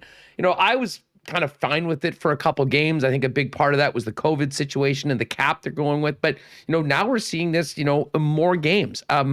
Where are you at with it? And how long do you think that Paul Maurice will continue to dress an extra defenseman at the expense of a 12 forward? Yeah, it's a great question. And I got to say, too, I mean, much like Paul Maurice said early on, he didn't love it, but it was worth exploring. And to be honest, he didn't have a choice for part of it. So would I say it's growing on me to a degree? Sure. Am I certain that it's the way to go for the Jets to have more success? I'm not sure that I'm at that point yet. I do agree that there is, I have time for it being used during a lengthy homestand where you can see if there's some matchup manipulation to be happening with it. I do see the benefits of rolling Nikolai Ehlers and those skilled forwards that we mentioned with Scheifele and Connor and Dubois, getting them an extra shift in game, much like the Pittsburgh Penguins have done in the past, much like the Tampa Bay Lightning have had incredible success with at various points. Do I think it's sustainable over the course of the year? I'm not sure. Do I think that having the 7th defenseman and then having to rotate him through on the 3rd pairing every once in a while has potentially disrupted the rhythm for DeMello and Stanley? I think you could make a case for that. It hasn't made it unbearable for them, but I do think that there is an impact being felt on that 3rd pairing. But the other day, Bolio had an assist, and there you go. He got himself on the board. Yes, sure, it went off Paul Stastny's shoulder or whatever. Doesn't go in if you don't shoot the puck, Weaver. He made a contribution. There you go. Again, I'm not 100% sure that I wouldn't be. I'm not ready to vote for it yet, Huss. Let's put it that way. But I'm not ready to toss it out entirely. I think there have been some promising parts to it, especially with the players that are being used currently on that line. But as you know, as the driver of the Gus bus, I do believe that I would like to see a scenario at some point this year. I don't know when, but I would like to see a Gustafsson, Harkins, Vesalainen fourth line being used. And that's not to say that you can't spin some of those top 9 forwards through there at various points, but I think that Gustafsson could help the Jets penalty kill at some point. Like I said, I'm not advocating it for it to have to be happening right now. And I definitely see the benefits of Gustafsson, whether it's 20 games or 40 games. I was talking about this at our hockey yesterday. So the reason why you have Gustafsson play the 20 or 40 games or whatever it ends up being, you get his baseline of puck touches in confidence when you play those 20 minutes, rather than have Gustafsson play 70 games at 8 to 10 minutes. If you get him more on a 40-game American Hockey League split and a 40, you're just allowing Gustafsson to build confidence, feel better about himself.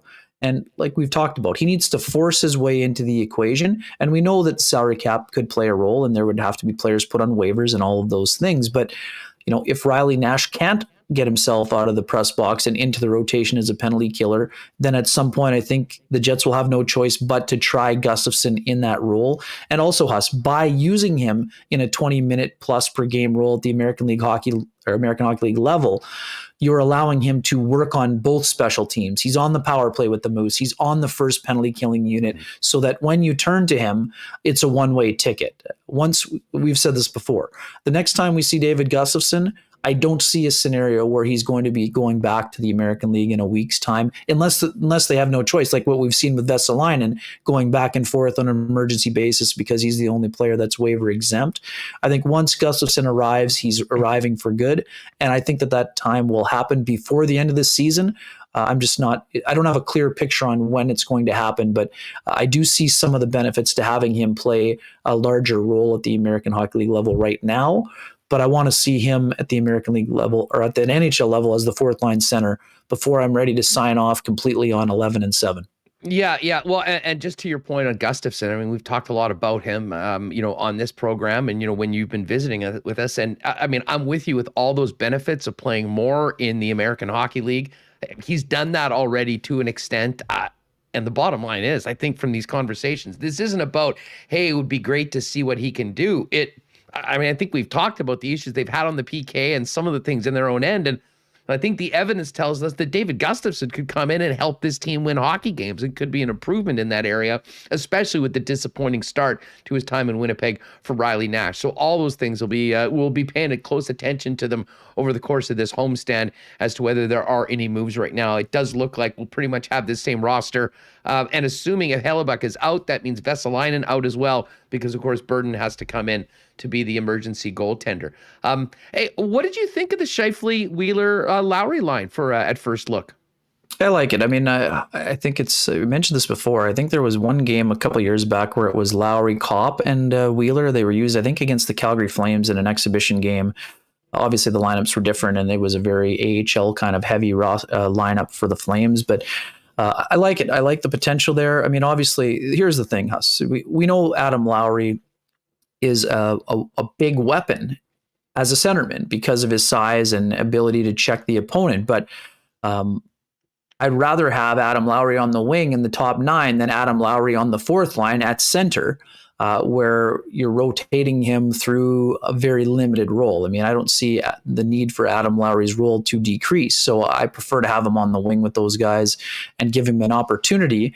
He can do some of the heavy lifting on the forecheck. He still has some finishing ability as well.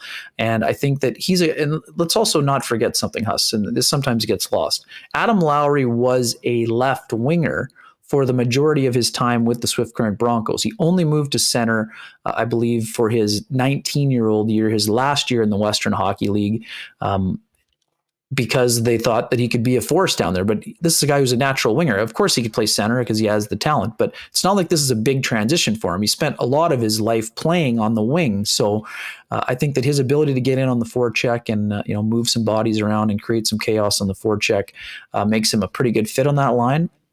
I mean, hey, we've talked about this before also. Would you like to see Ehlers spend some time with Mark Scheifele? Yeah, but right now, I mean, over the last couple of years, he's had his best chemistry with Stastny and Kopp, so no use mixing that around. I think that both Wheeler and Scheifele, as they get back into game shape, I mean, let's not forget, I mean, they were both off the ice for an extended period of time. So, to expect them to be playing 22 minutes at an elite and peak level, I mean, that's just not reasonable that's not a reasonable expectation. But I think they will get back up to speed quickly. And I think there's some potential for that line for sure. I thought Scheifele was sharp in his first game back. I think Wheeler was a bit of a work in progress, and I think he's gotten better, since his first game back with the club. But I mean, Mark Scheifele seemed ready to go, and I think everything that had been happening with the hockey club, kind of cranked up his excitement level. I mean, he loves the game. We all know about this. It was probably really tough to be out. But even a little more so when, a bunch of other guys are stepping up and doing what they've been doing in his absence. And I'll say this, Ken, for a guy that, he looked like the old Mark Scheifele in front of a microphone. I mean, that is presser when he came back and spoke for the first time. I mean, that was the exuberance, the excitement of a player that, to be honest, had been missing at times over the last couple seasons. And just as someone that's, watched and listened to what he's been saying over the course of the better part of the last 8 years here in Winnipeg, it was great to see that Mark Scheifele back. And tell you what, if he's feeling like that going forward, I think that is a good thing for the Jets dressing room and certainly a good thing for the hockey club on the ice.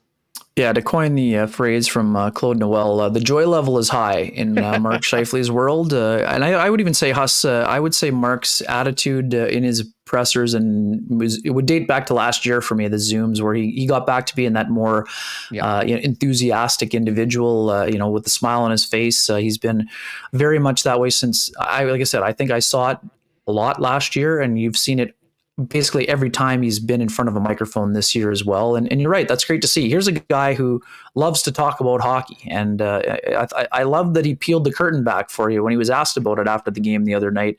What is it like to be a first line center in the NHL, watching a game when your team's on the road and you're stuck at home dealing with COVID? I mean, I loved his answer, how he felt like a fan and he's yelling at the TV and he, I saw, what a great play. I wish he had done this.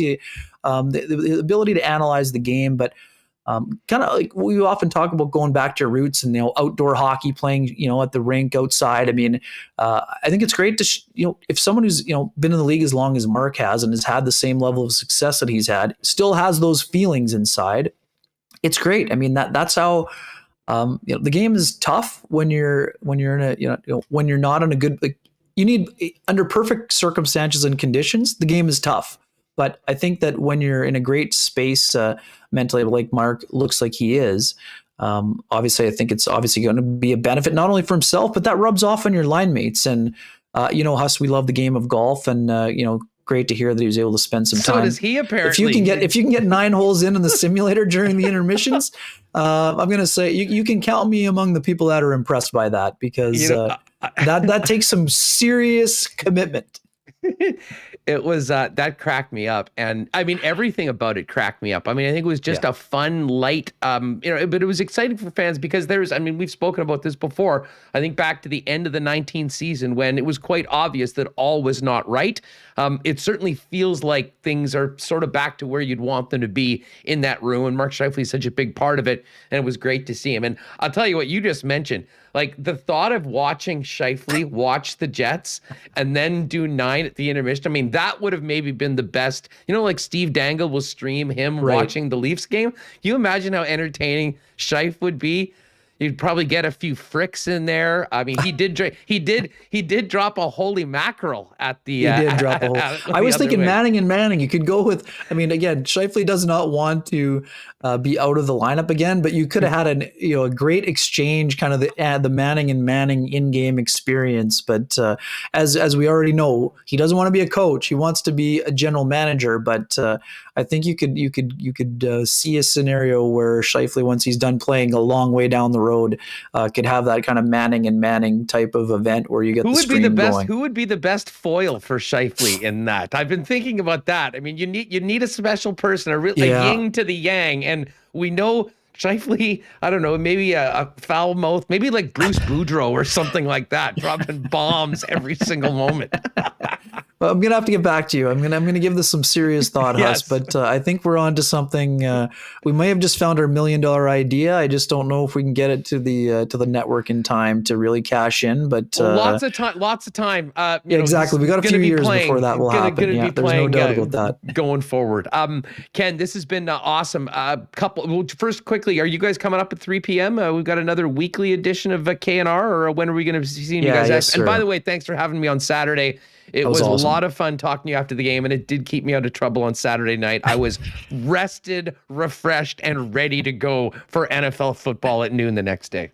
Happy to do my part, Huss, and we loved having you. Great exchange. We had a pretty lively chat room there as well, for sure. Yeah, we are going to be up at the top of the hour, and really happy to be joined today by the outstanding Katie Strang from The Athletic. Obviously, we know that she's one of the people shining a really bright light on these scenarios, and been fortunate to get to know Katie over the years. We covered a couple playoff series together, and she's a person I'm proud to call a friend and a colleague, and we're looking forward to having her on just after the top of the hour for her weekly Kenny and Rennie show. And then, we'll be back on the weekend for both nights' post-game activities. So thanks for shining a light on that as well, Huss. Well, that's great. I mean, Katie Strang, that will be great. I mean, I'll be honest, and we've talked about this so much over the last couple of weeks, and I mean, it's been exhausting, mentally exhausting. I think I've got fatigue. It's been fun talking about, what's happening on the ice, but this is still very important. And to have someone that's been so integral in doing a lot of the investigating that has led to what we've learned and the changes we hope to see,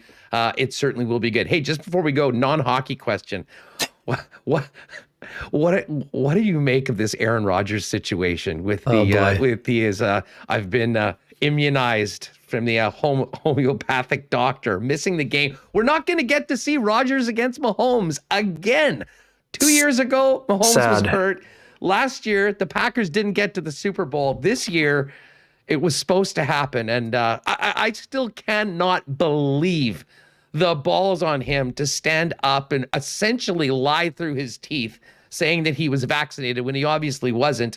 And you wonder what this means for the Packers too, because it's been quite clear that Aaron Rodgers has been going by a different set of rules than one for everybody else in the National Football League, considering that he's an unvaccinated player. And there's going to be some very tough questions for him as well as the Packers, and potentially some punishment to the Pack for letting Aaron basically do whatever the hell he wants. Yeah, and the thing with Aaron, Huss, that we know, he's the guy who loves to control the narrative, right? So this is one where it's going to be hard for him to wrestle the narrative back. Yeah, I mean, I'd like to hear a few more details, but he's trying. Somebody was dragging Canada into the situation all of a sudden, and maybe thinking it was AZ. Like, I need to hear a little bit more, but it's a bad look. Like, I mean, it's a bad look. I mean, it was a bad look for Evander Kane, and it's a bad look for Aaron Rodgers. And I think that Evander Kane got suspended for 21 games. Exactly. So that's what I'm saying. I mean, Aaron Rodgers better be held to a high standard in this situation as well. And people want to criticize. Again, people criticize at their own levels, not trying to tell them how to criticize evenly or not. It's a bad look for Aaron Rodgers. It's a bad look for the NFL, and it's a bad look for the Packers, quite honest. Unless he was hanging to them the whole time, it just is a bad deal for everyone. And I mean, it's just been a soap opera surrounding him. So, I mean, he's a guy who's generally liked by the media because of his nature. But man, oh man, I mean, he's got some explaining to do, Huss. I mean, let's just put it that way. And how he handled. I mean, we all knew that there was an exit strategy happening. I don't think that this was part of the exit strategy. I'm pretty sure it wasn't. It's funny. My guy Robert Lital over at Black Sports Online has the post Twitter on how it's Aaron Rodgers' fiance Shailene Woodley's fault that he lied about being vaccinated because she eats clay and makes her own medicine. You can check that one out online. Lots of very funny stuff coming out of this, but definitely sucked for football fans that wanted to finally see Mahomes and Rodgers go up. But as a Chiefs fan, that desperately needs this team to get going. Maybe not too upset that we won't. You're thanking your stars, Huss. You're thanking your lucky stars. The Chiefs defense won't be seeing the Packers. Kenny, looking forward to the show coming up at the top of the hour. Thanks so much for doing this, and we'll see you on the weekend. Looking forward to those post games after the Hawks and Islanders games down at Canada Life Center. My pleasure, Huss. As always, thanks for having me, and thanks to all the folks tuning in. Right on. There he is, Ken Wiebe at Wiebe's World. Make sure you get over to the Kenny and Rennie YouTube page right after Winnipeg Sports Talk. They'll be firing it up at the top of the hour if you're watching us live. And, of course, if you're listening on the podcast afterwards, you can always hit our YouTube page at Sports Talk Winnipeg. Make sure you subscribe and do the same for Kenny and Rennie. They're also coming up about an hour after Winnipeg Jet games, after the IC guys do their thing as well. All right, we've got a few things to get to, but I know there's lots of talk about the ice in chat. Let's get Remis in here. We do have 4 tickets for the game tonight, folks. So we're going to get to the Coolbet Lines. I want to talk a little bit more about this Thursday night or tonight. But Remo, I guess we'll do the wheel. I think what we'll do is maybe we'll do a keyword. Maybe we'll do ! tickets. We've got 4 seats for the game tonight. So certainly if some of you out there have some kids that you'd like to bring, we'd love to make your day and do that. Remo, why don't we maybe open up something for tickets? And again, people just enter if you can go to the game tonight. If you can't, don't bother doing it. We'll have the marble race tomorrow for things that, are not as time sensitive. But for this one, it's the Ice opening up this big homestand tonight against Red Deer. We have 4 tickets. And Remo, if we want to do that, we can kind of open it up. We'll talk about the Coolbet Lines, and then we can come back and finishing up the show by spinning the wheel and sending one of our listeners and viewers down to the Ice Cave to see the number 1 ranked team in the Canadian Hockey League. Yeah, let me get this set up here. I don't know what's something happened with Ken. I was getting some echo there. Maybe people are joking that he was short circuiting. So maybe I'll fix that on the podcast. Just at the end, it was it wasn't really a big deal, but there was just a couple things that would kind of repeat it. I don't know whether his internet was shooting something back to you, but for the marble, for the majority of it, it was awesome. Fine. It was possibly me. Darby Orr says that's when the acid kicked in. So. Yeah, Ken's not dropping any tabs before Kenny and Rennie, folks. I assure you of that. Yeah, I don't know. Yeah, either way, that was a humorous comment. I'll get this set up here. If you can, don't enter if you're not going to go to the game. And I'd say be here to claim your tickets and let us know how to get in contact with you, because sometimes people win and. We don't want to chase people down. It's not fun. No. And if you are the winner, what you're going to need to do is send us a note right away with your email, and we'll have the tickets sent to you right away, and you'll be able to obviously go. Like everything right now, you do need to be fully vaccinated with proof of vaccination for the people that are using the tickets. No homeopathic ones. Yeah, exactly. No homeopathic exemptions for the Ice game tonight. If you're looking to do it. Okay, I see Jeff Reimer's in there. Jeff Reimer's ready to go. Jeff, just hold up. We're gonna actually put. You'll see the note in the chat, and I think it's actually you're gonna need to put ! then tickets. That's the command. It'll just automatically grab everybody that enters. We'll throw them into the wheel. We'll spin it, and we'll be sending somebody to the game tonight. And man, this team, let me just get this up. I mean, here's a few notes from Munsey. Of course, they were 4-1 on the road trip, coming back in as the number 1 team in the Western Hockey League and the number 1 ranked team in the Canadian Hockey League. Lots of opportunity to see this team, though, this month. 10 games during the month of November with only 2 on the road. So essentially a dozen of the next 14 games are at the Ice Cave for the Winnipeg Ice as they continue steamrolling the competition. This is the second matchup between Red Deer and Winnipeg. They're going to be going tonight. They'll be playing again on Sunday as well. And the Ice went into Red Deer last weekend, beating them 3-1, ending the Rebels' 5-game winning streak on home ice. And here are the rankings right now for the Canadian Hockey League. Sherbrooke Phoenix are 10. The Kingston Frontenacs are 9. WHL Saskatoon Blades in 8. The Western Hockey League's Everett Silvertips are at 7. QMJHL Shawinigan Cataracts at 6. The WHL's Kamloops Blazers at 5. Quebec League's Quebec Remparts at 4. The Edmonton Oil Kings are number 3. That, of course, was the team that finally beat the Winnipeg Ice, the only team to do it so far this season. They're at number 3 in the league. Number 2 is the OHL's London Knights. And on top of the pile right now, ranked number 1, is your Winnipeg Ice. A lot of, you could go down some of the league leaders. Connor McClellan sharing the Western Hockey League lead with 10 goals. You got Mikey Milne and Nolan Orszak plus minus a plus 16 already. And Ben Zloty leads all Winnipeg WHL defensemen with 13 assists and 14 points. And Matthew Savoy, who will be a top prospect for the draft coming up in June, leads all WHL rookies with 11 assists, 17 points, and 40 shots on goal. So just getting back to it. Remo, I guess we've got it started. People can just jump in if you want to join us right now. Yeah, so I'm going to enable it right now. I see people writing tickets. It's not open. I don't think I've started the giveaway, so I'm opening it now. The giveaway is open. See it in the chat. It's going to come up. Yes. And Jeff Cabillas is all fired up. Long live the Dove. We'll love it. Okay, there it is open. So if you've already done it, you're going to need to do it again. ! Tickets. You have about 5 minutes to enter. If you've entered, make sure you stick around for the spin so we can get your email and make sure you get to the program. All right, while everyone goes in and puts in ! Tickets, if you want to win the tickets for the Ice game tonight, let's get to the Coolbet Lines for this evening. And we do have Thursday night football and a kind of an interesting matchup. The Colts, coming off that tough loss to the Tennessee Titans last week, are at home. Carson Wentz behind center for Indianapolis. And meanwhile, the New York Jets coming in at 10.5-point underdogs. So, listen, the Magic Mike story from last week, first ever start in the NFL, leading the league in passing for the week, winning, as some people, only probably 1 or 2, a bunch of money, but most importantly, getting that big win for the Jets. He's getting another start. I'm really intrigued about this game. I'm looking forward to it, and I'm taking the Jets plus 10.5. If you don't know, let's take the points and see if we can have a closer game. So many of the primetime games have been thrillers this year. When in doubt, take the points. That's what I'm saying. NHL tonight, we do have the Bruins and Red Wings. Boston, a huge minus 270 favorite at home.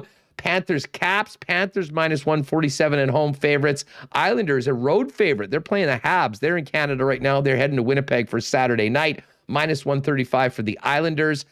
Vegas Golden Knights minus 119 favorites in Ottawa to take on the Sens in the nation's capital. Pittsburgh, a slight favorite at home over Philly, minus 123. And the Lightning and Maple Leafs go at it tonight. Lightning underdogs, plus 116 on the road. The Leafs, who've ran off 3 straight wins, none of them very impressive, to be honest. They're 137 at home. And a little later on tonight, 3 other games. Dallas and Calgary. Calgary minus 145 faves. The Kraken, a big minus 192 favorite against the Buffalo Sabres. And the St. Louis Blues minus 111, slight favorite against the San Jose Sharks. I'm still ticked off from Jordan Binnington for being completely unable to make a save in the shootout last night, which would have won me a very nice parlay at Coolbet. It was always one thing or the other, and unfortunately last night it was Binnington's inability to make one damn save. Yeah, I feel kind of responsible. I know you ultimately, make that bet, but you asked me, I said I was in on St. Louis and I had Binnington on DraftKings and I watched the shootout and he couldn't make a save. Thankfully there's no shootouts in the Olympics, Hustler, because Binnington, we were talking before, like, who's the goalie for Canada at the Olympics? Like, are Price and Fleury going to go? Price is going to come off the protocol that he's on, the player's assistant. Isn't that what it is? Canada needs Carey Price. That is my determination. Carter Hart's had sort of a nice start, but I don't really trust him at this point. I sure as hell don't trust Jordan Binnington. Fleury, I think, would be in the mix, and he's a guy I wouldn't feel bad about having in, but obviously the start in Chicago hasn't been great for him or really anyone. And Carey Price is the guy if healthy, but will he be healthy? When will he be back? And will he even be able to play for Canada? That'll be a big question that we follow going forward. All right, folks, we're going to do the draw in about 7 minutes or so. But before we do that and finish up the draw, let's hear a little bit of a Winnipeg Jets head coach, Paul Maurice. Of course, Maurice spoke after practice today.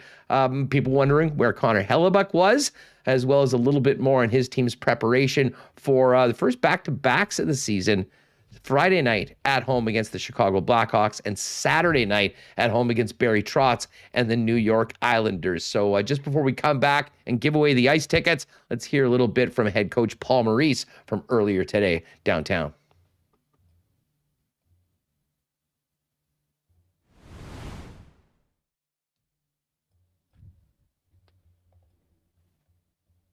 Paul, maybe if we could start by asking about Connor Hellebuck and... He wasn't feeling good this morning, so yesterday he was trying to convince Wade Flaherty that he should play both, that based on the time off, and then he wasn't feeling good this morning, so we left him at home, and he'll, like the rest of these guys, I mean, you get the sniffles, and that means you can't come to the rink, basically. So test him out over the next period of time, and keep our fingers crossed, but we're hopeful. Not that you had ever any question marks about Eric, but I would say with the way he's played in the first couple of games, if you had to run him for a bit, that wouldn't be... His play and his practices have been consistent, so he hasn't kind of got... I don't think he's been lucky in front of the net, but his performance right from the start of camp has looked like that, how he's looked in the games. And you sit and watch the practices, he pulls one or two of those saves out that he shouldn't. The guys are all banging the board, so he's been consistent. I mean, he's looked good. He looks, you don't have any problem putting him in a net. I don't know if there ever would even be time to do that, but say if that had been a close call on that goaltender interference debate the other night, would you kind of give a look down at the goal and just say, hey, you know, that sort of thing with the goalie? You can tell how a guy, like, everybody's got a different emotion. Some goalies, every time they get touched, they think there's a call. You can tell. If he hadn't touched the puck first on that play, the first thing that touched his stick was the puck, and that would be a decider for me. If you can't see the puck and he drives his stick in there, that's a different animal. And that puck didn't really send it in the net; it sent it across the net. So I don't think we're getting a call on that one. But yeah, I checked. Yeah, body line. If the guy's up waving his arms, and sometimes, depending on the game, if you would do it just for your goalie. If he really feels, if you're sitting there looking at it going, that's going to be a tight one, I might make that call anyway, just so he knows I got his back. Well, what, if anything, do you tweak in your game plan when Connor Hellebuck's not back there? All you do is, Wade Flaherty will spend more time talking about how the puck gets moved from a goalie, because they both do it differently. And he has not seen the forechecks in this league. Each team has a different style. Some guys will go straight at the tender. Some guys will take the outs. So we'll spend more time with him, and then the D will understand, where our first out is when he touches the puck. Other than that, there wouldn't be anything. No change in the forecheck or Nothing. aggressive pinching? Nothing. Okay. This homestand, you see this as a pretty good opportunity, and I guess part two of that, are you left after the first game disappointed in giving up the lead, or? No, I liked our game. The only thing I didn't like about the first game is I thought 3 or 4 times in the third period we brought a buck back in the neutral zone that we didn't have to. Didn't cost us anything except it cost us zone time. So the shots are like 20-10 with 3 minutes left to go in the third. We gave up a chance off that. The rest of them I'm not worried about. And then I thought we managed that part. But bad things happen when you spend too much time in your end. Whether you like the call or not, it's a penalty. And then there's a shot from the point that goes off a guy's butt, and it's in the net just on time. And I felt that we spent more time than we needed to. Other than that, I liked our game. And this long homestand, you like it, or is it a little too long? I'm not complaining, because I didn't like starting on the West Coast twice. In that, we didn't have a choice. It all had to do with COVID, and we couldn't get any U.S.-based exhibition games. So I've got guys that have been on the West Coast 4 times in 1 month. And it does affect them. I'm not going to say a whole lot about it before, but I was really worried about the Dallas game in terms of legs. So it's fun. You know what I mean? The other alternative is a perfect schedule, and we're sure as hell never getting one of those. So. Paul, you have the head coach of the Danish national men's hockey team here today. Two-parter. Do you think he was watching anyone in particular? And would that be a situation? Would you chat with him just about things? No, he was down in the office this morning because coaches, and we talked about that. Professional development for coaches is very difficult, right? We're not sharing a whole lot with each other. He made the comment that he thinks over in Europe the coaches are a little bit more open than they are over here in North America. But we talked, which is probably really true. No, we spent probably an hour talking about what we're trying to do, so he can watch our game and have a really good handle on what we're trying to do. And the things that he's looking at going to a smaller ice surface, problems that they faced in terms of breaking the puck out and those kind of things, that small area stuff. So we spent some time, we went through some video, talked about what we're trying to do, and it's nice talking to another coach that is not trying to steal your job. Yeah. All right, there's Coach Paul Maurice after practice today, getting his Jets ready for tomorrow's game against the Blackhawks, 7 p.m., and then a 6 o'clock start against the Islanders. We'll find out more about Connor Hellebuck's availability for tomorrow and the weekend tomorrow afterwards. And Remo, just as we wrap up the contest, so anyone, if you haven't already, last call, put in ! tickets if you can and want to go to the ice game tonight. We'll give those away in just a second. We'll spin the wheel. You need to see that the head coach of the Danish men's national team, one Heinz Ehlers, was there chopping it up with Pomo about the upcoming Olympics and just talking hockey. Yeah, he's not trying to take anyone's job, but imagine if the Jets coaching staff were Paul Maurice, Dave Lowry, and Heinz Ehlers. Well, could be a family affair. Big family affair. I think it would be great for team chemistry. So that was kind of cool. Nice of Heinz Ehlers do some scouting. I guess it is going to be a bit different. Is it? The little ice. Sorry, it's a smaller ice for the Olympics. I kind of assumed that it was going to be big ice, considering it was in China, but. No, that was part of the negotiations, I guess, to do it. It'll be on NHL size rink, so that will be interesting. All right, so folks, we got to give these tickets away. You want to wrap that up? I'll close it up. We do have to mention, Hess, there was a nice time zone reference there from the coach as well. Going to the West Coast twice. He thought he was going to have a rough game. Jets are able to overcome. We're not talking time zones for the next 2 weeks. They're all home games right now. Maybe the visitors will have to deal with some time zones. Not the Jets, though. Obviously, there'll be lots of other conversations about this game tomorrow night with, of course, the Chicago Blackhawks of all teams coming to town. I thought you were going to say there'll be a lot more conversations about time zones for the rest of the year, but thankfully the Jets, they're done all their West Coast trips, and Chicago, they're in the same time zone, so not a big deal. Nothing to see here on that one. Okay, so we've wrapped it up. Yeah, not a lot of people trying to get in. I saw some people under the wire. I did close it, so sorry, Lowry's. Well, perfect. I mean, we just want to make sure that we're getting them to somebody that can go tonight. We've got a 4-pack of tickets to see the number 1 team in Canadian junior hockey, and that is your Winnipeg Ice, taking on the Red Deer Rebels at the Ice Cave tonight. And a perfect way to finish up. If you're new here, you don't come around. We often will do this more extravagantly on Friday afternoon. The new graphics card has been purchased. It has been installed. So tomorrow's marble race is going to be, hopefully, will be our best one ever. The Halloween one was pretty awesome last weekend. It was a great course. But it should work a little bit better. Bottom line is, it's a fun way to give the stuff out. We got some great prizes from Canadian Club, which we'll do tomorrow.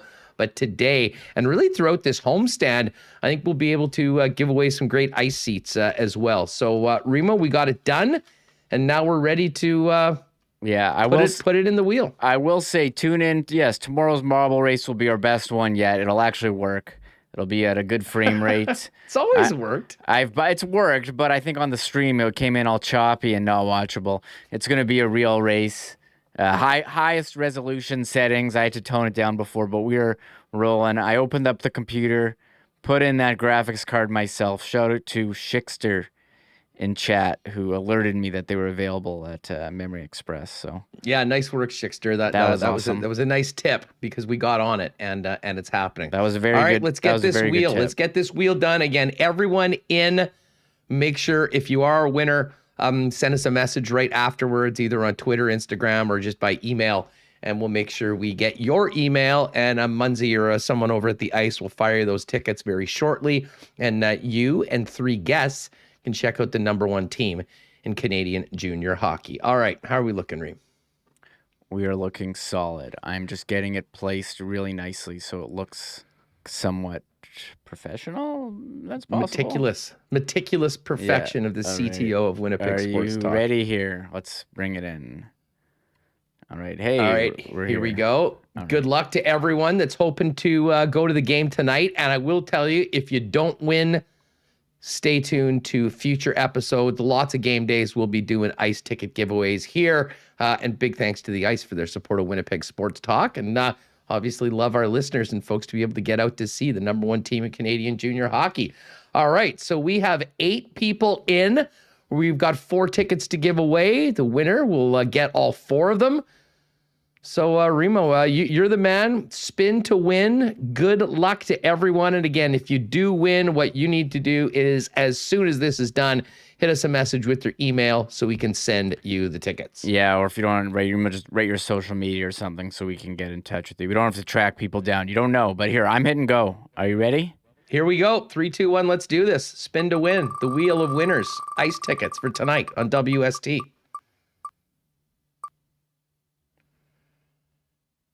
That looks like Jeff Bowes. Yes, Jeff Bowes. Jeff, congratulations. Jeff, are you here? Let's just make sure Jeff's here. Give us a note. We'll make sure we get you set up, and we'll get you off to that game tonight. Perfect timing. Congratulations to Jeff. The Halloween Havoc Wheel of Matches. Bowes knows. I believe Jeff is. We'll give him a minute to make sure that he is. Jeff is our winner. Send us a message, Jeff, and nicely done. There he is. Yeah, he's all fired up.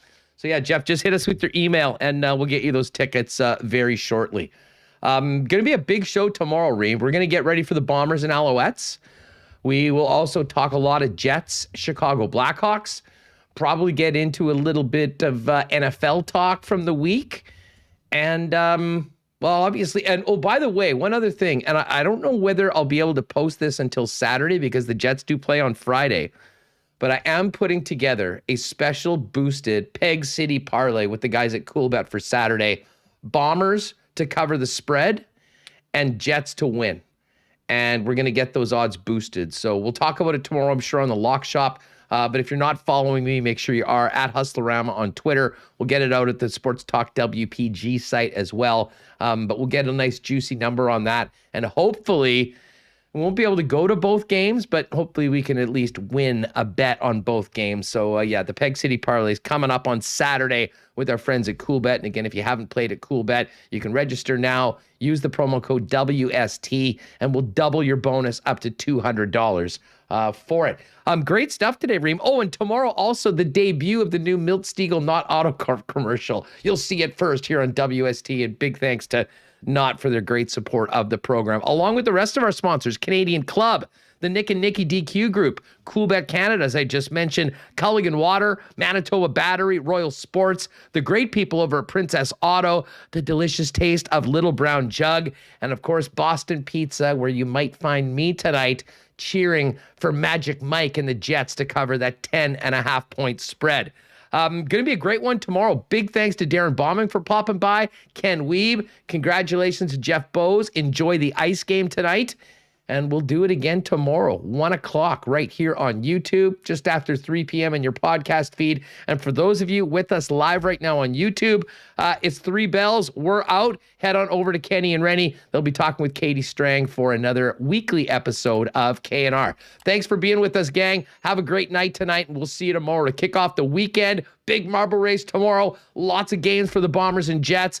We'll have the ice from tonight. It's going to be a packed show. Looking forward to it. Have a great night. Go see K&R. See you tomorrow. Oh, my God. Oh! Shut it down. Let's go home. Thanks for tuning in to Winnipeg Sports Talk Daily. Make sure to subscribe on YouTube and your favorite podcast feed at winnipegsportstalk.com.